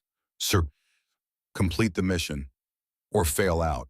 Those are your only options. There is no middle ground, no partial credit, no points for effort. You succeed or you fail. You live or you die. You honor what you have been taught or you waste everything you have been given. Her eyes found Carter, held his for just a second. Something passed between them. Acknowledgement, challenge. The ghost of Emma watching through both of them, demanding excellence, demanding completion, demanding that her death create something worth the cost. Dismissed. Hale's voice cut through. H-hour is 1400. 5 hours to final prep. Make them count. Make them matter. Because after this, there are no more chances. The recruits scattered. Carter gathered his team leaders one last time. They had a plan, had drilled it, had refined it based on every lesson Maya had taught them and every mistake they had made. Now they just had to execute, had to become the operators Emma had believed they could be, had to prove that her sacrifice had created something real, something lasting, something worth dying for. Fire and vanish. The words echoed in Carter's mind. Emma's legacy, Maya's mission, his future, all wrapped together in 3 words that contained everything that mattered. The sun climbed toward noon. The desert heat shimmered like liquid. And somewhere out there, Maya was preparing, checking equipment, loading magazines, becoming the reaper she had been trained to be. Carter smiled. It was a hard smile, a warrior's smile, the smile of someone who understood the cost and was willing to pay it. Emma would have recognized that smile, would have approved. This is for you, sister. Watch us. Watch what we have become. Watch what your sacrifice created.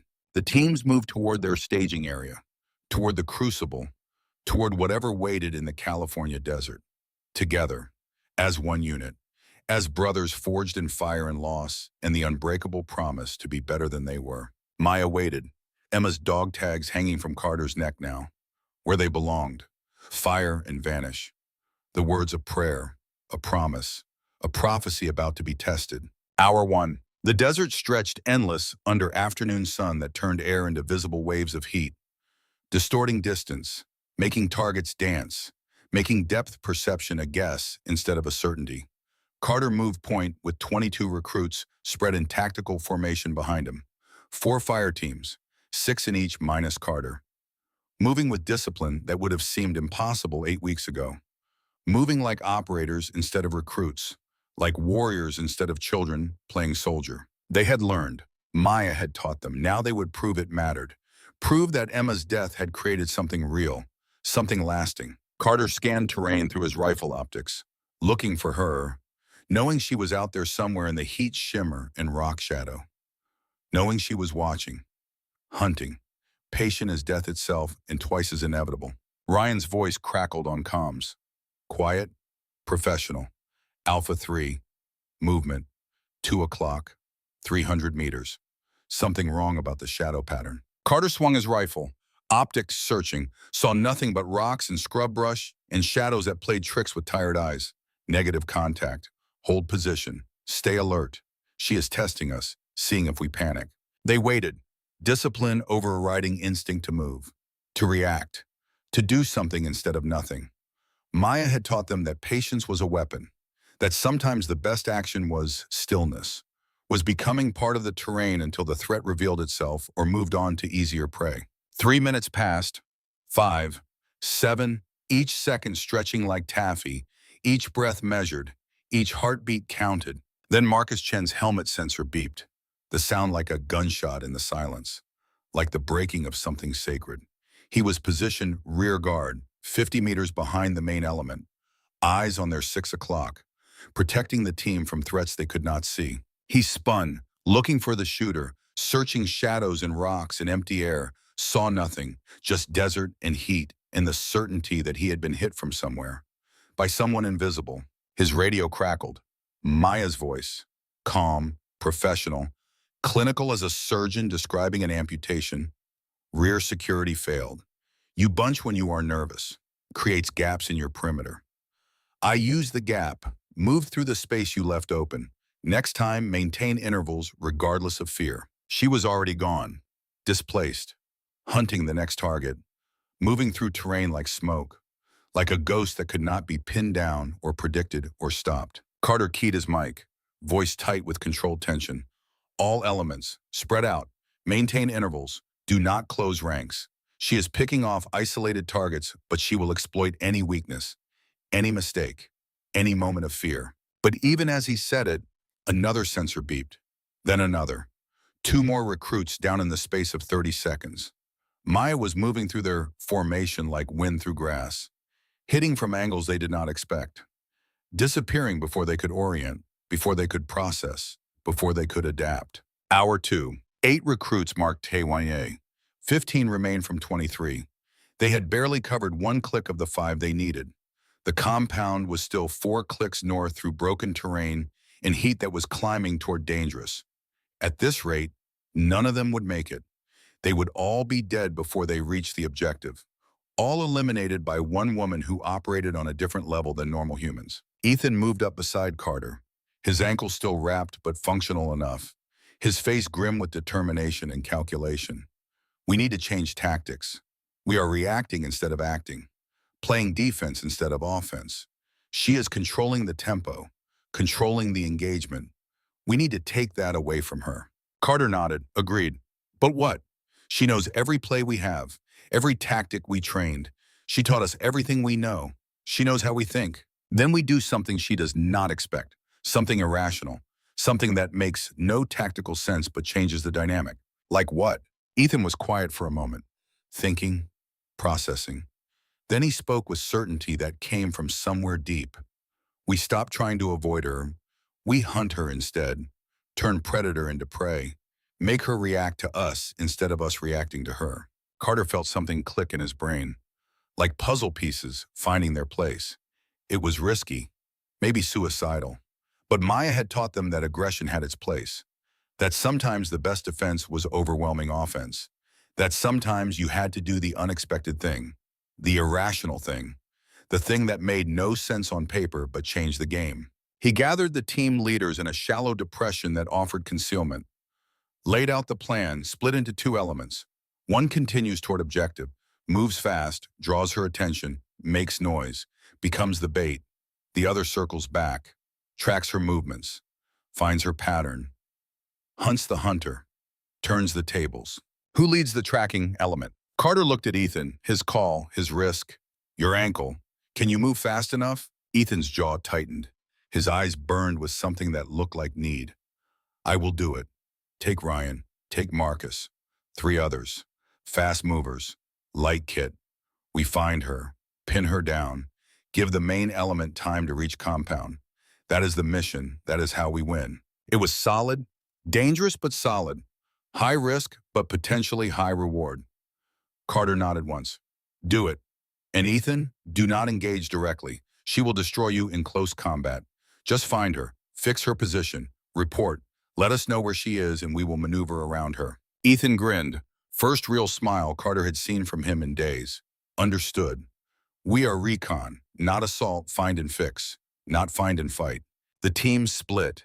Carter led 12 recruits north, moving faster now, making more noise, drawing attention, being the target, being the bait that would pull Maya toward them and away from Ethan's tracking element. Ethan's team peeled off east, moved with speed born of desperation, began working back toward Maya's last known position, tracking, hunting, reversing the dynamic. Hour 4. 2 more recruits down from Carter's element. 10 remained in the assault group pushing toward the objective. But they were making progress, real progress. 2 clicks covered despite casualties. Halfway to target, still mission capable if they could maintain the pace. Ethan's voice on comms, excited. Controlled excitement, but excitement nonetheless. Alpha 2 to Alpha 1. We have tracks. Fresh, heading northwest. She is paralleling your route, staying ahead of you, maintaining overwatch position. Classic sniper doctrine. Carter felt a cold smile form. She was doing exactly what he would do, what she had taught them to do. Staying mobile, picking angles, never committing to static position, always having an exit route, always thinking 2 moves ahead. Can you intercept? Negative. She is too fast, too disciplined, but we can push her, drive her toward you, force her to displace into your engagement area. Make her choose between letting you reach the objective or coming closer to stop you. Do it. Push hard. Make her think you are the main threat. Make her commit to dealing with you. The next 20 minutes were coordinated chaos, beautiful in its complexity. Ethan's element pushed from the east, made noise, fired weapons into empty air, created the illusion of contact, of discovery, of threat, forced Maya to displace, to move, to choose. Carter's element waited, set an ambush in a gully that offered the only good cover for 300 meters in any direction. Natural terrain feature that would draw anyone looking for concealment, for protection, for tactical advantage. They were gambling that Maya would choose cover over exposure. That tactical doctrine would override intuition. That for once, they could predict her, could get ahead of her decision cycle, could be where she would be before she knew she would be there. They almost got her. Maya appeared at the gully edge, moving fast, professional, weapon up, eyes scanning. She saw the ambush a second before she stepped into it. Pure instinct, pure experience, pure skill that separated good operators from legends. She dove left, rolled behind a boulder the size of a truck, disappeared from sight like magic. Carter's element opened up, simulated fire that sounded real enough. Suppression, volume of fire designed to keep heads down, to prevent movement, to trap. They had her. For the first time all day, they had her pinned, could not move without exposure, could not disengage cleanly, was trapped by terrain and tactics. For 15 seconds, it worked. Maya was stuck, committed, vulnerable. Carter felt victory within reach, felt the possibility of actually beating her, of proving they had learned, of honoring Emma's sacrifice with competence instead of just effort.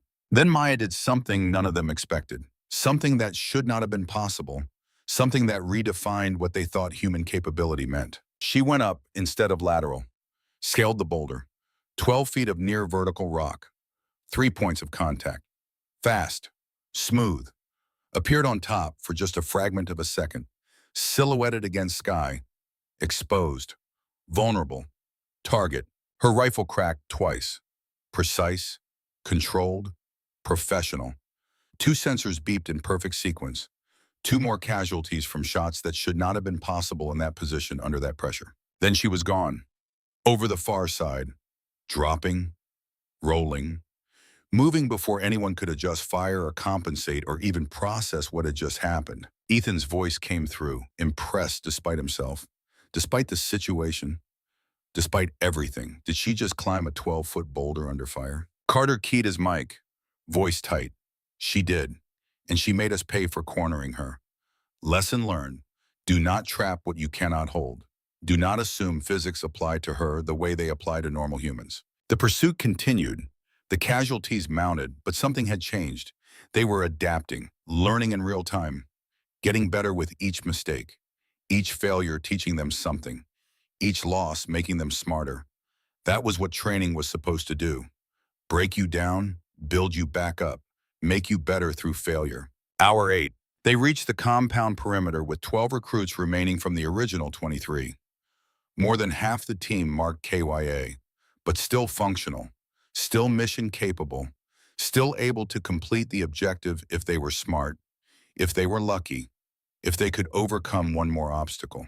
The compound sat in a shallow valley, walls maybe 10 feet high, guard towers at corners but unmanned in this exercise, single entry gate, hard target by any standard, and somewhere inside the high-value target they needed to extract, the simulated hostage who represented mission success or mission failure. But first they had to get inside, past whatever defenses they would encounter, and past Maya, who was still out there, still hunting, still waiting for them to make a mistake, to give her an opening, to fail. Carter gathered his remaining team leaders.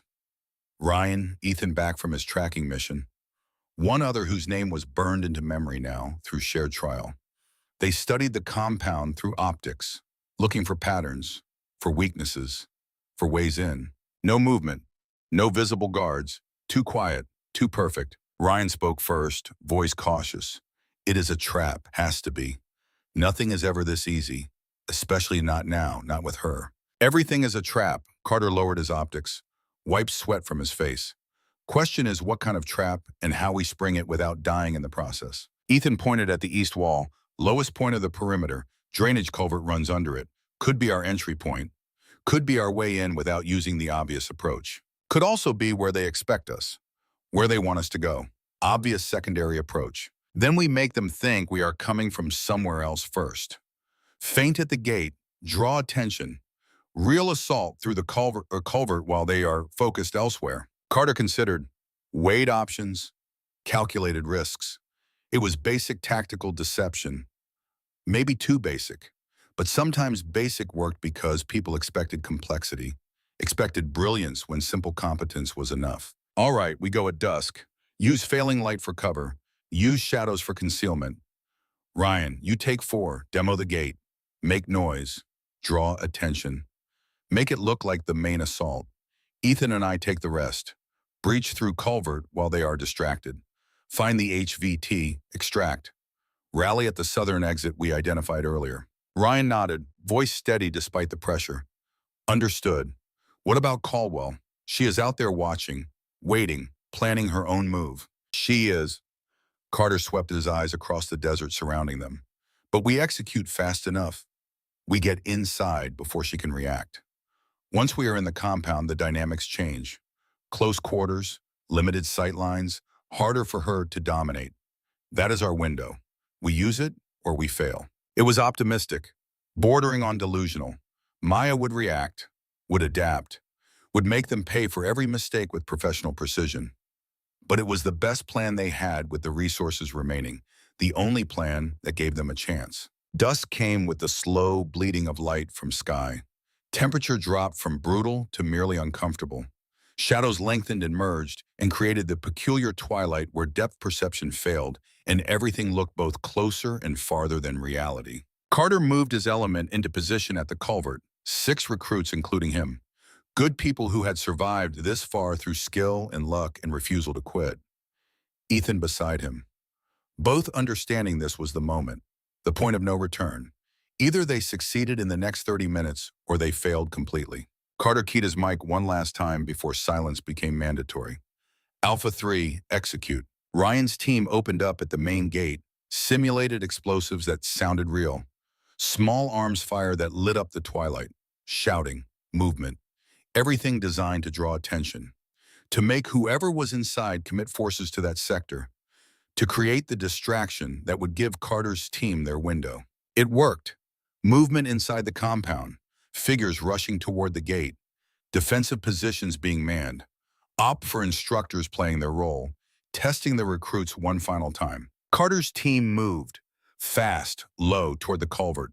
They reached it in 30 seconds of rapid movement through exposed terrain. Ethan went first, dropped into the drainage channel, moved forward into darkness and uncertainty. Carter followed. One by one, his team flowed into the culvert, moving by feel more than sight, by training more than conscious thought, by faith that this would work, that they had prepared enough, that they were good enough. The tunnel was tight, concrete worn smooth by seasonal water flow, maybe 4 feet in diameter at its widest point, slick with moisture that made footing treacherous. They crawled, pushed forward with knees and elbows, emerged inside the compound walls behind the distracted defenders. Empty courtyard, buildings on 3 sides forming a U-shape. The HVT was supposedly in the central structure. Second floor, room facing east, exact location briefed during mission planning a lifetime ago. Carter's team moved with practiced efficiency, reached the building entrance, stacked on the door in proper order.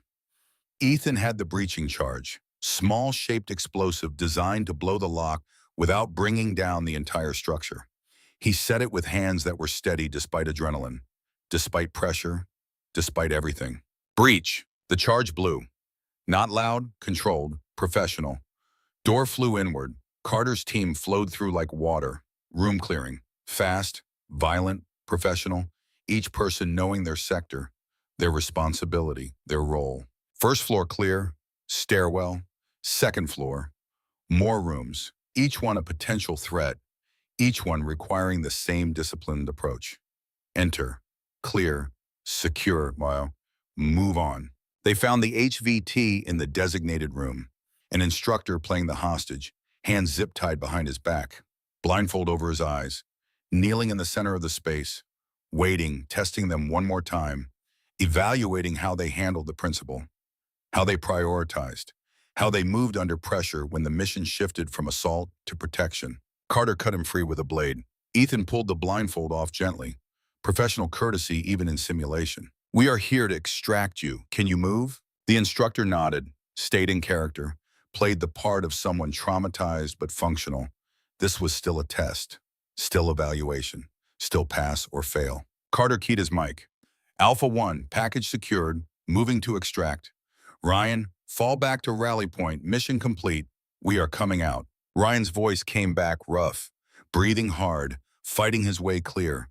"Alpha 3, heavy contact at gate. 2 casualties. Cannot hold much longer, but we will get there. Do not wait for us. Complete the mission." "Negative." Carter's voice was firm. "We extract together or not at all. Hold for 90 seconds, then fall back. We will be at rally point. All of us." They moved, HVT in the middle of the formation. Protected, shielded the way it was supposed to be, the way they had been trained. Back through the building, down the stairs, into the courtyard. That was when Maya hit them. She came from above, had positioned herself on a rooftop overlooking their egress route. Perfect overwatch. Perfect angle on the only path they could take. Perfect field of fire. Her rifle cracked in controlled rhythm. Methodical, precise, professional, deadly. 3 sensors beeped in quick succession. 3 casualties, including Ethan, who went down with a curse. His sensor blaring its electronic death song. Down but not out. Playing dead the way protocol demanded. Carter dove for cover, pulled the HVT with him, crashed behind a concrete planter that offered protection but not escape. Rounds impacting all around. Training rounds that felt real enough in this moment, with adrenaline screaming and heart pounding and the absolute certainty that they were pinned. Ryan's team appeared, running from the gate engagement, providing covering fire toward Maya's position. Suppression designed to make her keep her head down, to give Carter's element a chance to move. But Maya was already gone when they arrived. Displaced, moving, always moving. That was her strength. That was what made her impossible to counter. She never stayed, never committed, never gave them a target they could engage. Carter's remaining team elements converged. 4 recruits left standing from the original 12. Plus him, plus Ryan, 6 total functional operators. They had lost 17. 17 dead scattered across 5 clicks of desert. But they had the HVT.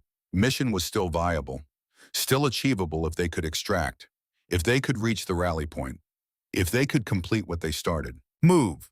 Carter's voice cut through the chaos, through the fear, through the doubt. Rally point, 2 clicks south. We run, we do not stop. We do not engage. We bring him home. That is the mission. That is what matters. They ran into the gathering darkness, with their principal between them, with Maya somewhere behind them in the shadows, hunting, testing them one final time, seeing if they would panic, if they would abandon the mission, if they would leave the HVT to save themselves. They did not. Hour 36. They moved through the night with discipline that had been beaten into them over 8 weeks. Slow, careful. The HVT slowed them down as designed. He was playing the part, acting injured, limping, testing their commitment to the mission, to bringing him home no matter what, no matter the cost. 2 more casualties during the night movement. Ryan took a simulated hit at hour 22, went down without complaint, just settled into the dirt and waited for extraction. Following protocol, playing dead, down to 4 functional operators. Carter, Marcus, 2 others whose names he would remember for the rest of his life because of this shared crucible. They kept moving, because that was what you did. You completed the mission. You brought everyone home, even the dead, especially the dead. That was the promise. That was the code. That was what separated operators from everyone else. Dawn broke cold and clear across the California desert, colors bleeding back into a world that had been monochrome darkness.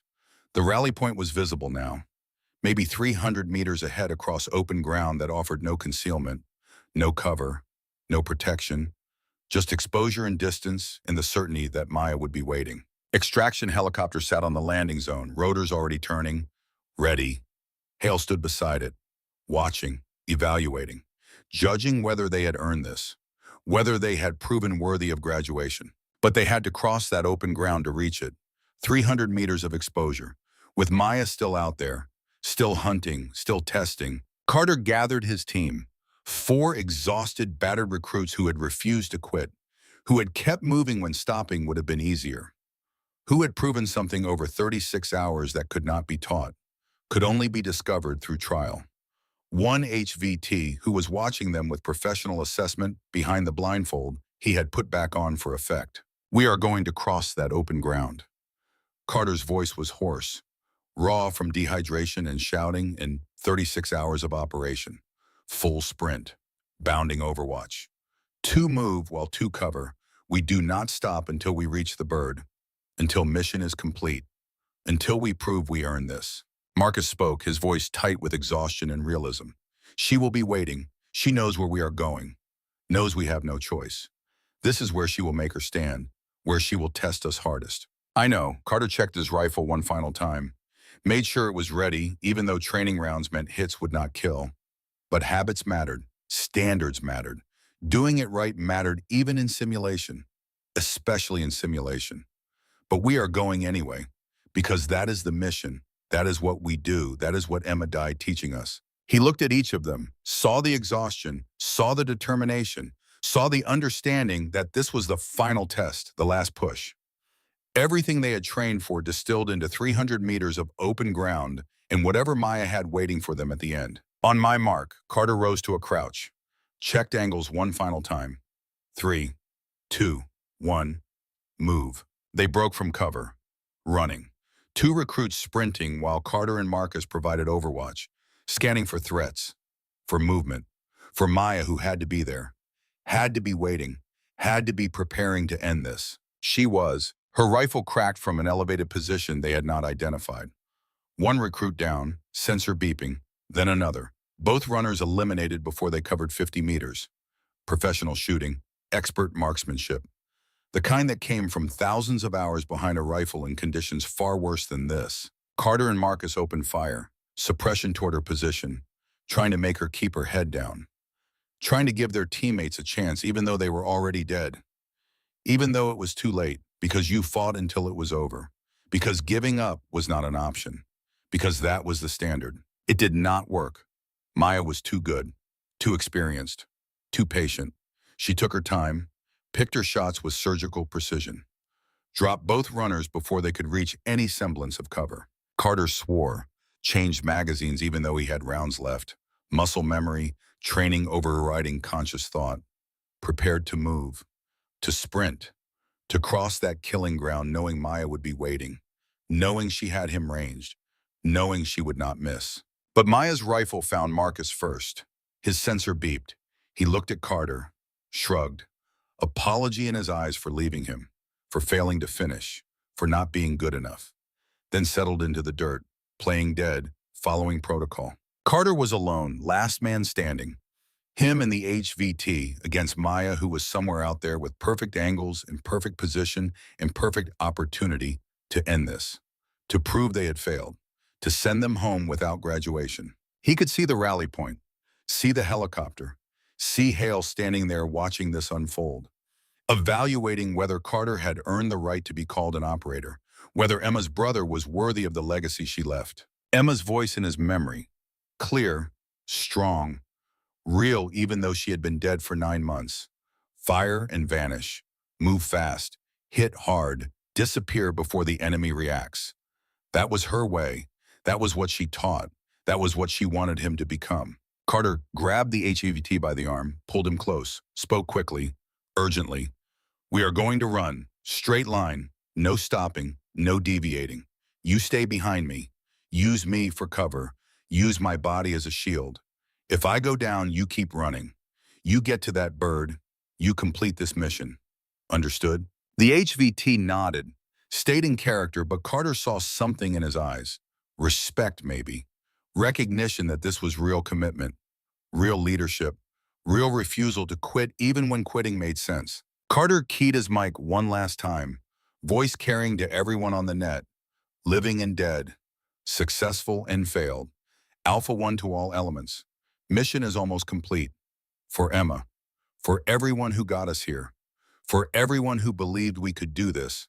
Fire and vanish. He stood, started running, the HVT right behind him, using Carter's body as shield, as protection, as the last barrier between mission failure and mission success. Maya's rifle cracked. Once, twice, 3 times. Professional, controlled, lethal. Carter felt his sensor vibrate, waiting for the beep, for the electronic death that would mean failure. That would mean he had come this far only to fall short at the end. It did not come. He kept running, legs pumping, lungs burning, heart hammering like it was trying to escape his chest. 100 meters, 75, every step expecting the beep, expecting failure, expecting death. 50 meters, Maya fired again. Carter zigged, the round missed, or she missed deliberately. Hard to tell, impossible to know. Only the mission mattered, only forward motion mattered, only completion mattered. 25 meters. The bird was right there. Hale was right there. Safety was right there. Carter's legs were made of lead. His lungs felt shredded, vision narrowing to tunnel. But he did not stop, could not stop, would not stop. Final 10 meters. Final 5. Carter crossed into the rally point, collapsed, went down to his knees. The HVT stumbled in behind him, safe, secure, extracted. Mission complete. Carter lay on the ground, gasping, unable to believe it was over, that they had actually done it, that they had survived Maya's hunting and completed the objective and proven something that could not be measured or quantified, but that mattered more than anything. Hale stood above him, his face unreadable. When he spoke, his voice carried something Carter had not heard before. Pride, satisfaction, respect. "Stand up, Hayes." Carter forced himself upright, every muscle screaming, every joint on fire, every nerve ending raw. But he stood, came to attention, showed discipline even when his body wanted to quit, because standards mattered, because how you did things mattered, because that was what being an operator meant. Mission accomplished, Master Chief. HVT secured and extracted. Casualties high, but objective met. Mission complete. Hale nodded slowly.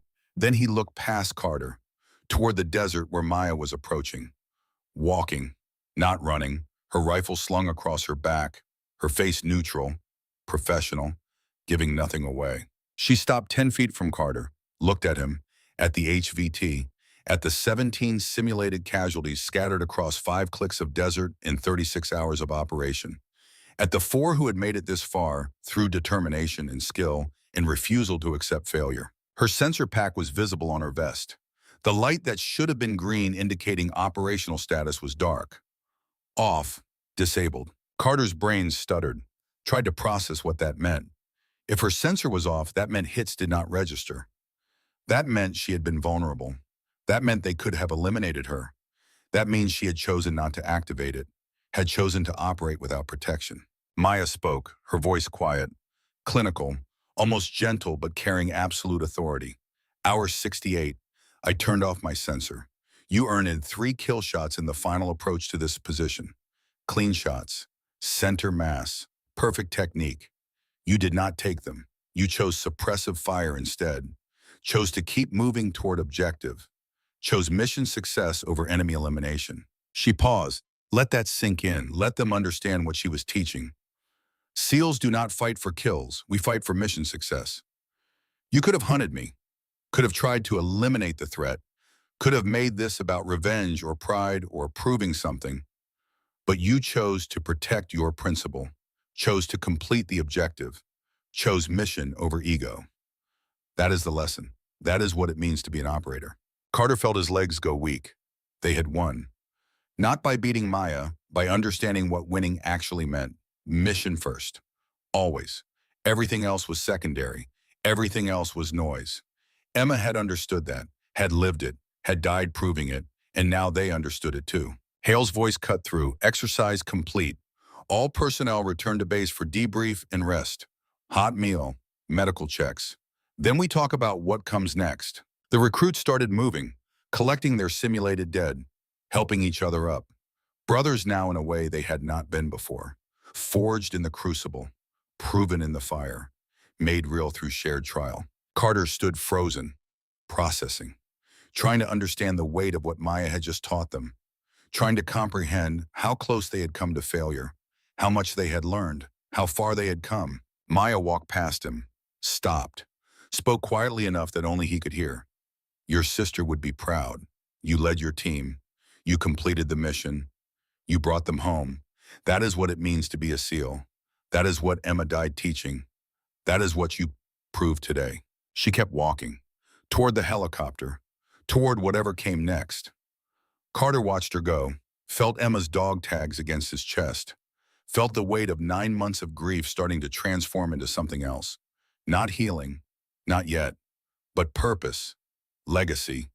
The understanding that Emma's death had created something real, something lasting, something worth the coupon. 72 hours later, graduation ceremony was held in the main training facility. 23 recruits stood in formation wearing dress uniforms.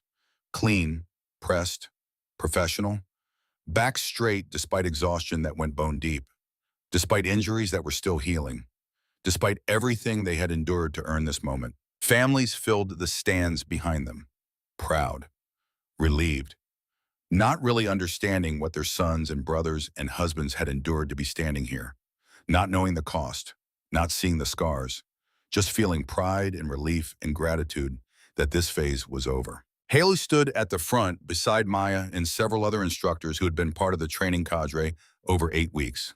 They looked professional, proud, like craftsmen surveying finished work, like teachers watching students graduate, like warriors passing the torch. Hale spoke, his voice carrying command authority that filled the space and silenced every whisper.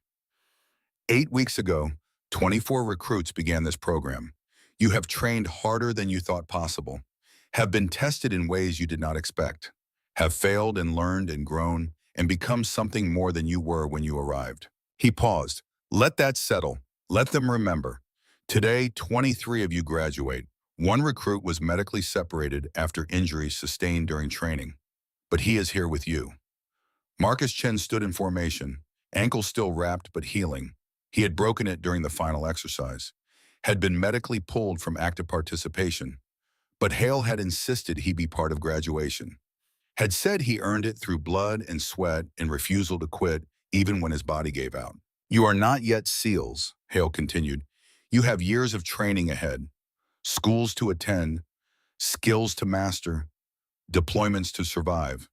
But you have proven you have the foundation, the discipline, the character, the commitment, the understanding that mission comes first, that team comes before self, that some things are worth dying for. He turned to Maya. She stepped forward holding a wooden case. Inside, 23 pins, instructor training completion pins. Not the full SEAL trident. That came later through more schools and more trials and more proof. But this pin said you had made it through the hardest part. The breaking down, the rebuilding, the forging in fire. Maya walked down the line, presented each pin individually, shook each hand. For most recruits, it was brief, professional, respectful but not personal. When she reached Carter, she paused, held his eyes. Something passed between them that could not be spoken. Acknowledgement, closure. The shared weight of Emma's memory transformed into something both could carry forward without being crushed. She pinned the completion pin to his uniform with steady hands, then reached into her pocket, pulled out a second pin, field medic qualification, combat medicine, the specialty that Emma had mastered, the skill that defined her, the legacy she left. Your sister wanted you to have this. Maya's voice was quiet but carried in the silence. She knew you would make it through, knew you would become this, knew you were too stubborn to quit. She was right about everything. Carter took the pin, felt the metal warm from Maya's hand, looked at it through vision that blurred with tears he did not try to hide. Not here, not now. This was earned. All of it. The pain, the loss, the transformation, the rebirth. Thank you. His voice broke, but he did not care. For everything, for keeping your promise, for finishing her work, for making her death mean something. Maya nodded once, professional mask back in place, but her eyes told a different story. Satisfaction, relief, the weight of a promise kept, the burden of a debt paid. Step back, continue down the line to the next graduate, the next warrior, the next operator who had proven worthy. When all pins were presented, Hale returned to the front for final words. Simple, direct, perfect. You came here as individuals. You leave as a team. You came here untested. You leave proven. You came here with potential. You leave with purpose. Serve well. Serve honorably. Serve with the understanding that others gave everything so you could stand here today. Make their sacrifice mean something.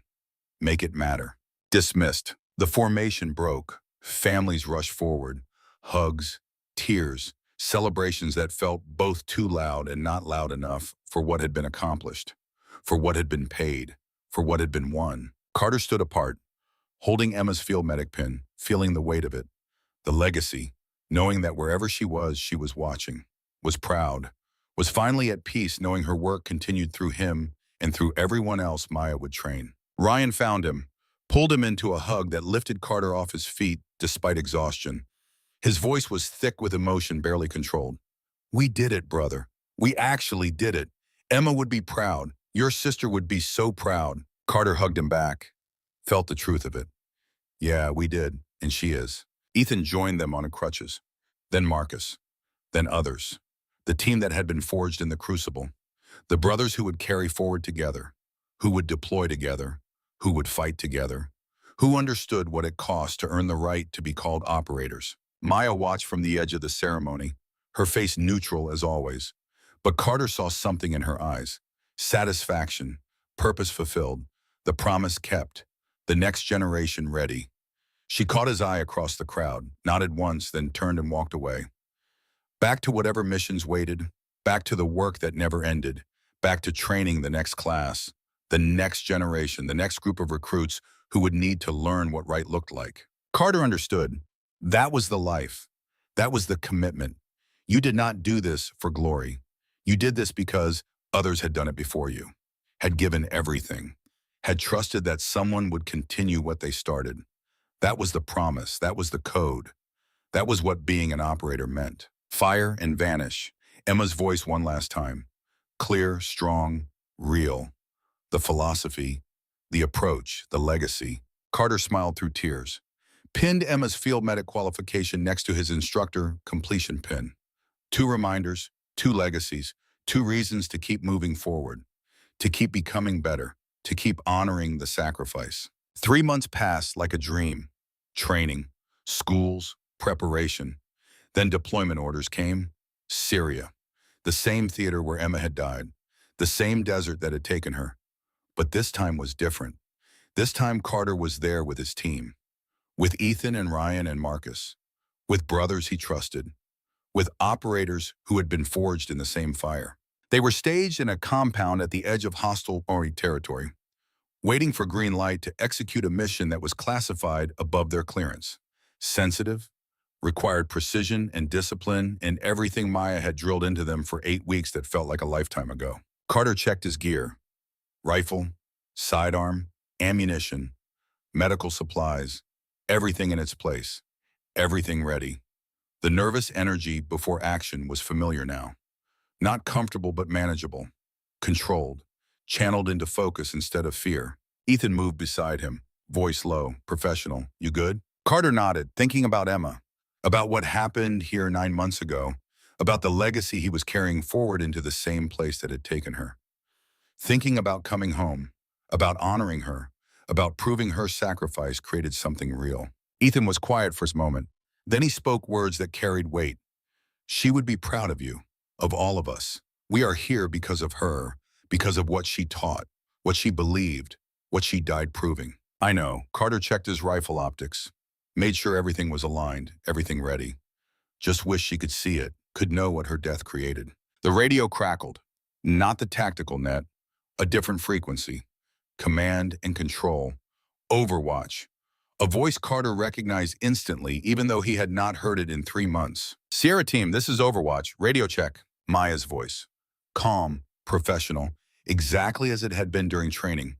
But here, in theater, providing support the way she had provided support for Emma, the way she had survived when Emma had not, the way she was still keeping her promise. Carter keyed his mic, heart steady, voice controlled. "Sierra 1, up. Sierra 2, up."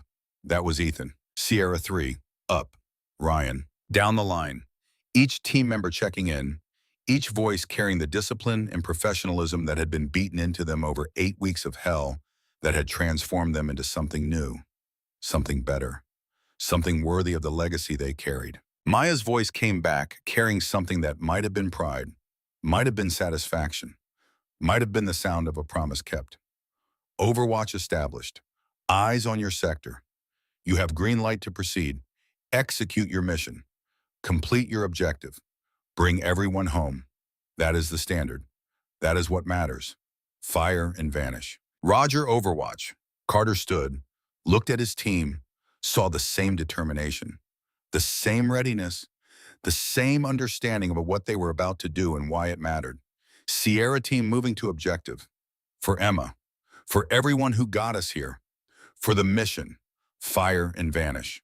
The team moved out into the Syrian night, into hostile territory, into the unknown that every operator faced when the mission began, into the crucible that would test everything they had learned, everything they had become, everything Emma had died to create. Above them on a distant ridgeline invisible in darkness, Maya lay prone behind her rifle, scope tracking their movement with practiced precision, finger beside the trigger guard, ready, patient, professional. Emma's dog tags no longer around her neck. Those belonged to Carter now. Earned, deserved, pass-forwarded as intended. But she had others. Different tags, different missions, different promises. The work never ended. The mission continued. The legacy passed forward one generation at a time, one team at a time, one operator at a time. She keyed her mic, voice quiet, meant only for herself but transmitted anyway on the command net where Carter could hear if he was listening. Some ghosts guide us, some protect us. Emma does both. Fire and vanish, always. Carter heard it through his earpiece as he moved through Syrian darkness, smiled in the shadows where no one could see, knew exactly what Maya meant. Emma was here, in the training they had received, in the discipline they carried, in the commitment to bring everyone home, in the understanding that some things were worth dying for and some legacies were worth carrying forward no matter the cost. The mission unfolded over 6 hours. Professional, clean, textbook execution of everything they had been taught. Carter led with confidence born from preparation. His team followed with discipline born from trial. They moved like operators instead of recruits, like warriors instead of students, like brothers instead of strangers. Maya watched from Overwatch, provided support they never saw, eliminated threats before Carter's team knew they were in danger. 2 confirmed kills from positions over 800 meters, both protecting her team without them knowing how close death had come. That was the job. That was the promise. You kept your people alive. You completed the mission. You came home together. 6 hours after infiltration, Sierra team extracted. Mission success, 0 casualties, objective complete, perfect execution of imperfect plans. The kind of operation that looked easy from outside but was built on foundation of blood and sweat and refusal to accept anything less than excellence. They loaded into the extraction bird, exhausted, victorious, alive. Carter looked back at the Syrian desert through the open door, at the compound where Emma had died 9 months ago, at the legacy she had left behind in the form of operators who understood what right looked like, who knew what worth dying for, who would carry forward what she started. He touched the dog tags under his uniform. His now, earned through completion of the mission, through honor of the legacy, through becoming what Emma had believed he could be. The helicopter lifted, banked, headed toward temporary safety, toward rest, toward whatever came next in a career that would span years and missions and tests that never ended. On the ridgeline, Maya broke down her hide sight, packed her rifle with efficient movements born from thousands of repetitions, prepared to displace. The mission was over for now. Her team was safe. The promise was kept one more time. But the work continued, always continued, would continue until she could not continue anymore. She looked at her gear, at the empty spot where Emma's dog tags used to hang. They were with Carter now where they belonged, creating the next generation, inspiring the next operator, proving that sacrifice could create something real, something lasting, something worth the... Maya smiled, tired, satisfied. The smile of a warrior who understood the fight was hard but worth it. The mission never ended, but that was fine. That was the life, that was the choice, that was what it meant to be an operator. To be a protector, to be someone who would stay when others left, who would sacrifice when others ran, who would finish what others started. She keyed her mic one final time, updating her status, reporting completion, command net, professional, controlled, Overwatch displaced, mission complete, all personnel accounted for, returning to base, standing by for next tasking. The radio crackled acknowledgement, but Maya was already moving, already thinking about the next mission, the next team, the next generation that would need training, that would need someone to show them what right looked like, what worth dying for, what made the sacrifice meaningful. Fire and vanish. Emma's words, Maya's mission, the legacy that would outlive them all, the promise that connected past to present to future in an unbroken chain of warriors who understood that some things mattered more than survival, more than glory, more than anything except the mission and the team and the oath that bound them together. She disappeared into the Syrian dawn. Another ghost, another guardian, another promise keeper. The work continued. The mission never ended. And somewhere in whatever came after, Emma was watching, was proud, was finally at rest knowing her sacrifice had meaning, had purpose, had created something that would endure long after the names were forgotten and the stories faded and only the legacy remained. That was the real victory. Not the missions completed or the enemies defeated, but the legacy passed forward.